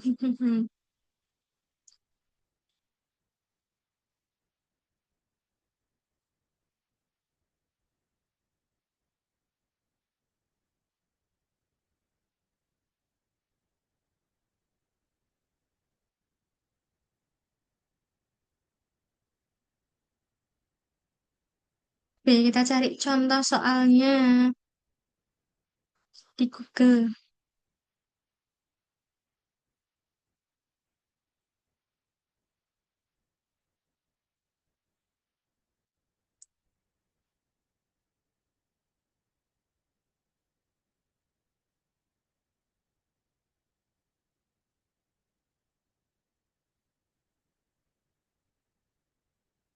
So, eh, soal kacamata astigmatisme.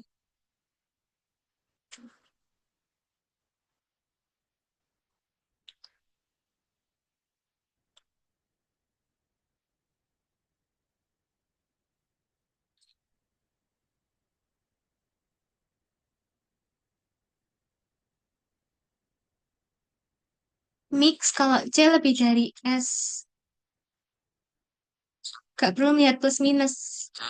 Oke, kalau mixtus itu nih C-nya lebih dari S. Ini kan C-nya kurang dari S ya. Jadi kalau kayak gini,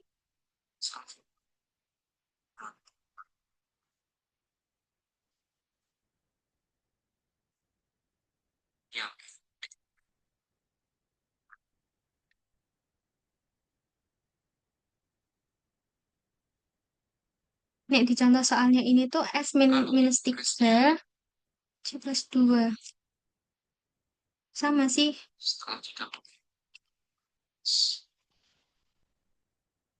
Kemudian baca, apakah diagnosis untuk pasien berarti untuk kelainan mata kanan dan kiri. Saya akan mulai dengan mata kanan terlebih dahulu. Jadi kita baca mata kanannya itu S1C2, berarti dia mixtus. Tapi kita perlu kasih tahu mixtusnya ini mixtus yang benar-benar mixtus pure atau yang fake mixtus. Caranya dengan melihat hukum C lebih besar daripada S. KC lebih besar daripada S. Oh, ternyata iya. C-nya ini 2 lebih besar daripada S. Ini 1. Berarti yang OD-nya itu mixtus. Oke, berarti gini. Kalau dia mau bilang mixtus, C ini harus lebih dari S. Jadi kita nggak menduliin tanda ya. Misalkan C angkanya lebih besar daripada S, itu nanti mixtus. Nah, kalau di kasus ini kan C itu angkanya lebih kecil dari S ya.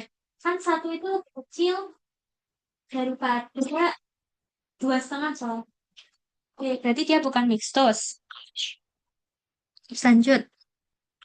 Kemudian yang kedua adalah kita lihat FOS dengan 40 itu S min 3 dengan C-nya itu plus 2. Kita lakukan ini mirip nih. Transpose dulu ya. C-nya itu lebih besar daripada S. C-nya itu 2, S-nya itu 3. Ternyata C kurang dari S. Sehingga ini mixtus yang fake. Karena ini sudah mixtus yang fake, kita perlu kasih tahu, mencari tahu apakah dia itu tergolong dalam miopia atau hipermetropia. Caranya dengan mencari S terlebih dahulu. S Caranya dengan min 3 ini dikurangi dengan plus 2. Hasilnya adalah min 1. Kurangin plus Kalau 2 ya? kita cari C, nilai C. C-nya didapatkan dengan nilai C ini yang plus diganti lambangnya dengan negatif. Berarti min 1. Nah, C 1 S min 1 berarti dia tergolong miopia. Berarti dalam miopia. Nah, miopia mana?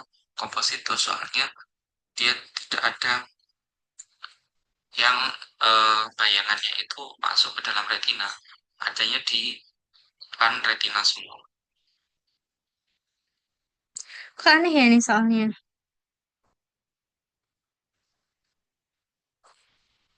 Oftalmologi satu apa dua ini maksudnya?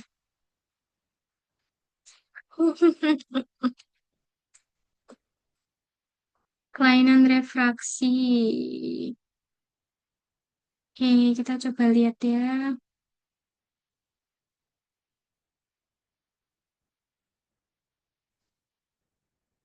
Di atas-atas ya. Udah tinggal 4 menit ya.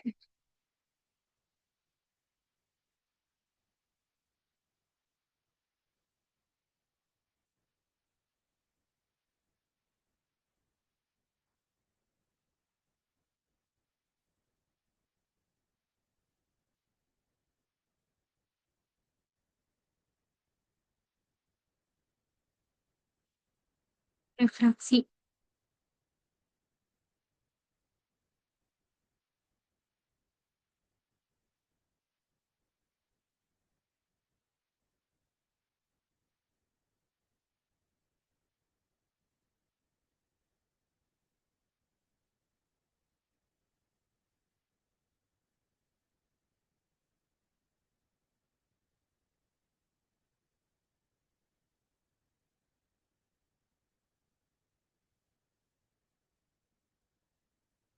Nah, astigmatisme ya.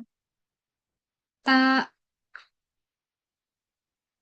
Astigmatisme kalau S lebih dari C, dia kompleks, kompositus. Oke, ini kan S lebih dari C ya, dia kompleks. Terus S kurang dari C, C lebih dari S kan berarti mixtus. Nah, ini kan berarti kompleks ya. S sama dengan C, itu simplex. Tapi kan yang kayak gini harusnya ditranspos dulu ya. Ini aku tuh lupa. Kalau transpos itu, yang di nolin itu S-nya apa C-nya? Misal kita nolin S-nya gitu ya. Kan berarti tambah 2,5. Nek tambah 2,5 kan nol. Kalau ini tambah 2,5 kan berarti jadi ini ya. Jadi hmm, 2,5 dia jadi 3,5 ya. Gimana sih aku kok bingung ya? Astigmatisme, miop kompleks, S minus, C minus, hipermetropia kompleks, S plus, C plus, mixtus, S plus, C min.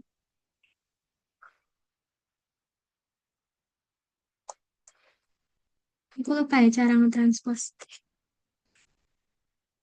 S lebih dari C kompleks. Tapi terus miopianya nih dilihat dari mana ya? Nek miopnya sih sebenarnya dilihat dari S-nya ini ya. Ya udah, sementara kita jawab ini dulu ya. Nek miop simplex, itu kan dia sama tandanya. Hipermetro pun juga sama tambah tandanya kan. Ini kan tandanya beda. Nah, terus minusnya lihat dari sferisnya. Nah, aku sih kayaknya gitu. Tapi coba kita lihat ya. Dah, kita submit aja ya. Ini. Oh ya, tadi udah di ini belum tandanya.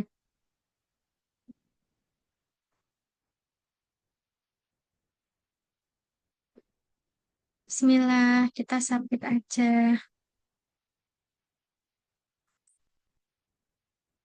Confirm finish now.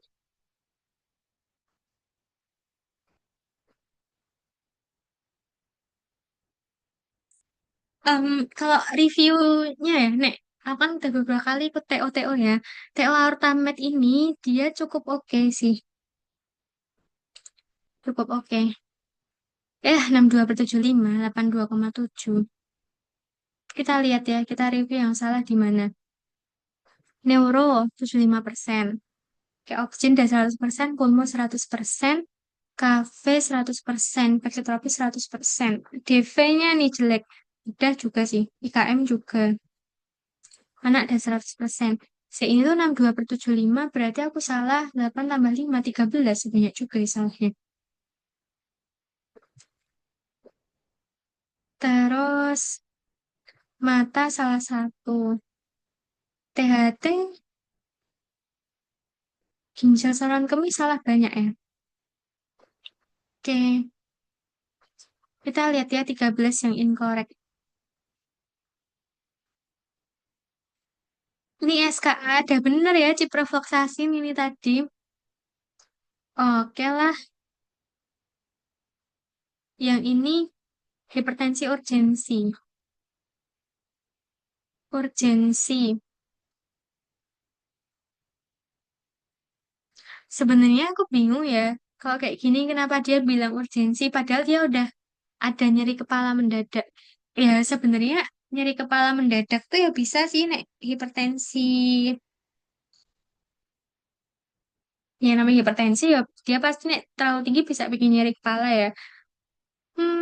Cuma kadang kan kayak mungkin ya kalau dia dibilang emergensi nek udah ada ini gejala defisit neurologisnya, tapi ini belum, makanya dia disebut sebagai hipertensi urgensi karena ya belum ada defisit neurologisnya mungkin ya, karena nek mau bilang emergensi udah harus ada target organ damage.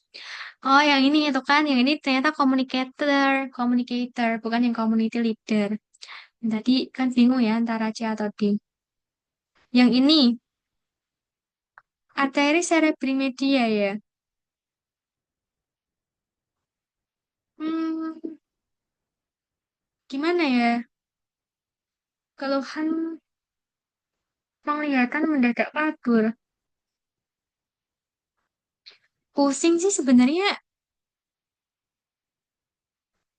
aku nggak paham ya kenapa dia iskemik. Padahal kalau dia ada pusing, pusing sih bisa ya tanda dia penurunan perfusi. Mungkin karena nggak ada tanda-tanda peningkatan tekanan intrakranial ya. Kayak misalkan mual muntah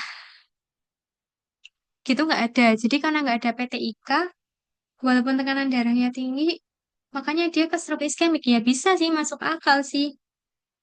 Karena mungkin ya, nek dia mau yang disebabkan oleh hemorrhagic, dia lebih ke arah nyeri kepala, mual muntah, sama penurunan kesadaran. Nah, ini kan enggak ya. Dia enggak ini GCS-nya masih bagus sih, ya sih yang masuk akal sih. Oke, jadi ini aku salah ya. Aku tidak tidak teliti untuk membedakan dia hemorrhagic atau iskemiknya. Tapi penyebabnya udah benar ya, karena di arteri cerebri medianya. Yang ini reposisi manual, ternyata benar tadi yang reposisi manual.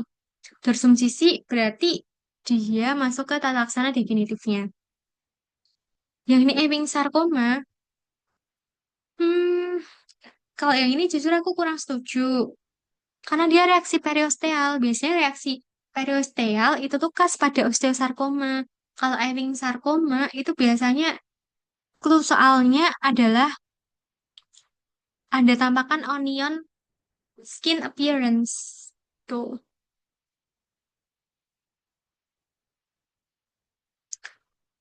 diagnosis yang tepat OMSK benigna. Nah, yang ini sebenarnya aku juga bingung ya. Bisa sih OMSK, tapi dia udah ada keluhan ini loh. Vertigo, udah ada tinnitus juga. Berarti kan harusnya ini ya udah mulai kena ya bagian telinga dalamnya. Tapi kenapa dia benigna? Gitu. Bingung sih aku. Labirinitis kan dia bisa vertigo sama tinnitus juga ya. Terus bisa juga karena dia terinfeksi kan. Kan udah lama ya. Dari telinga tengah ke telinga dalam kan bisa. Diagnosis paling mungkin yang ini adalah abses submandibular. Nah, ini nggak masuk akal lagi nih. Kenapa dia bilang submandibula ya? Sisi pangkal lidah. Salah satu sisi pangkal lidah. Ada tiga soal ya yang aneh tadi menurutku. Kan dia di rahang belakang ya. Mandibula. Apa benar ya mandibula? Coba tanya ya. Yang ini polip nasi grade 3. Nah, aku juga nggak paham nih. Kenapa dia sebagian kafum nasi lah. Padahal dibilang kalau polip nasi grade 3 itu tadi udah menutupi seluruh kafum nasi. Coba kita lihat ya di materi THT. Kita review yang lain dulu. Oh ya, ini salah. Ini astigmatisme mixtus. Padahal C-nya nilainya kurang dari S-nya ya.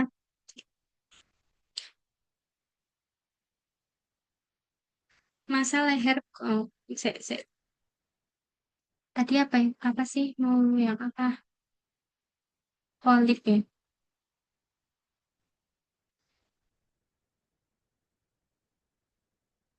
Polip. Polip nasi, stadium. Kalau McKay and Land, stadium 1 masih terbatas di meatus medius. Stadium 2 polip sudah keluar dari meatus medius, tampak di rongga hidung, tapi belum memenuhi rongga hidung. Kalau stadium 3 polipnya masif. Nah, kalau ini udah menutupi sebagian kafum nasal, kan sebagian ya. Jadi kan belum memenuhi semuanya kan? Belum memenuhi rongga hidung. Aku sih lebih setuju dia stadium 2. Tuh. Kalau menurut yang Meltzer et al, stadium 1 itu tampak polip kecil di meatus media. Stadium 2 polip multiple di meatus media. Stadium 3 polip memenuhi meatus media. Stadium 4 mengobstruksi seluruh kavitas nasal. Nah, aneh sih menurutku soalnya. Kan. Diagnosis yang tepat. Nah, ini tadi yang aku bingung. Yang ini kenapa salah ya? Hifa panjang tidak bersekat dan spora bulat. Kan dia kandidiasis intertriginosa adalah satelitnya. Coba kita lihat ya. Hmm, karakteristik kandidiasis pada pemeriksaan mikroskopis.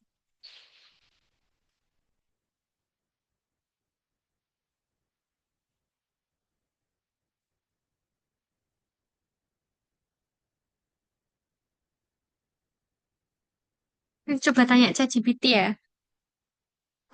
Mana tadi?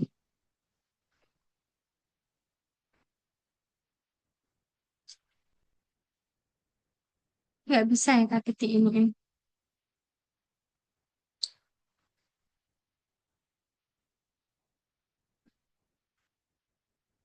Karakteristik kandidiasis pada kasus kandidiasis intertriginosa, eh, karakteristik temuan mikroskopis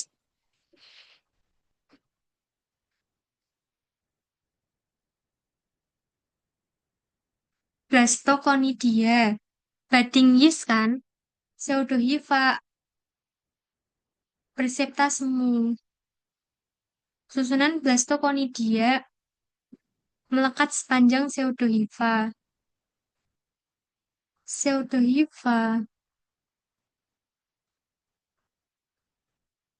blastospora, dan pseudohiva. Yang ini tadi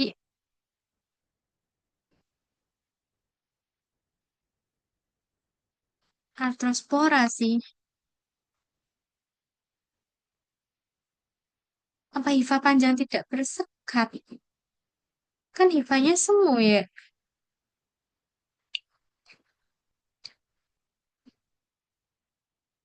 Blastoconidia dan pseudonympa.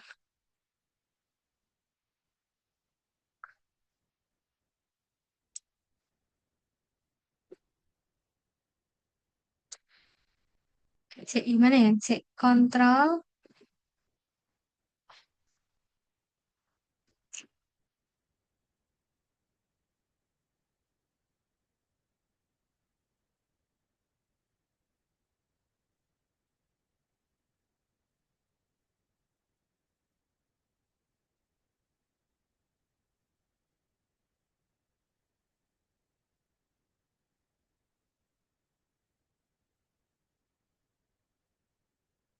Nah, bingung aku. Cek nanti cobalah tanya ke yang lebih tahu. Yang ini nih juga sama ini toh. Ini menurutku kuncinya salah ya. Kan dia ini udah bener ya varicella. Karena ini di batang tubuh terus menyebar ke tangan dan kaki. Ini kan varicella. Ini dosis apa? Ini salah nih. 4 kali 200 ini nggak ada nih. Udah bener loh ini varicella zoster 5 kali 800. 7 hari.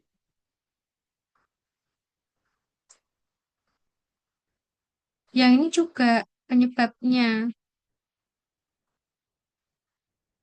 Kenapa dia kokus gram positif rantai? Etiologi impetigo crustosa.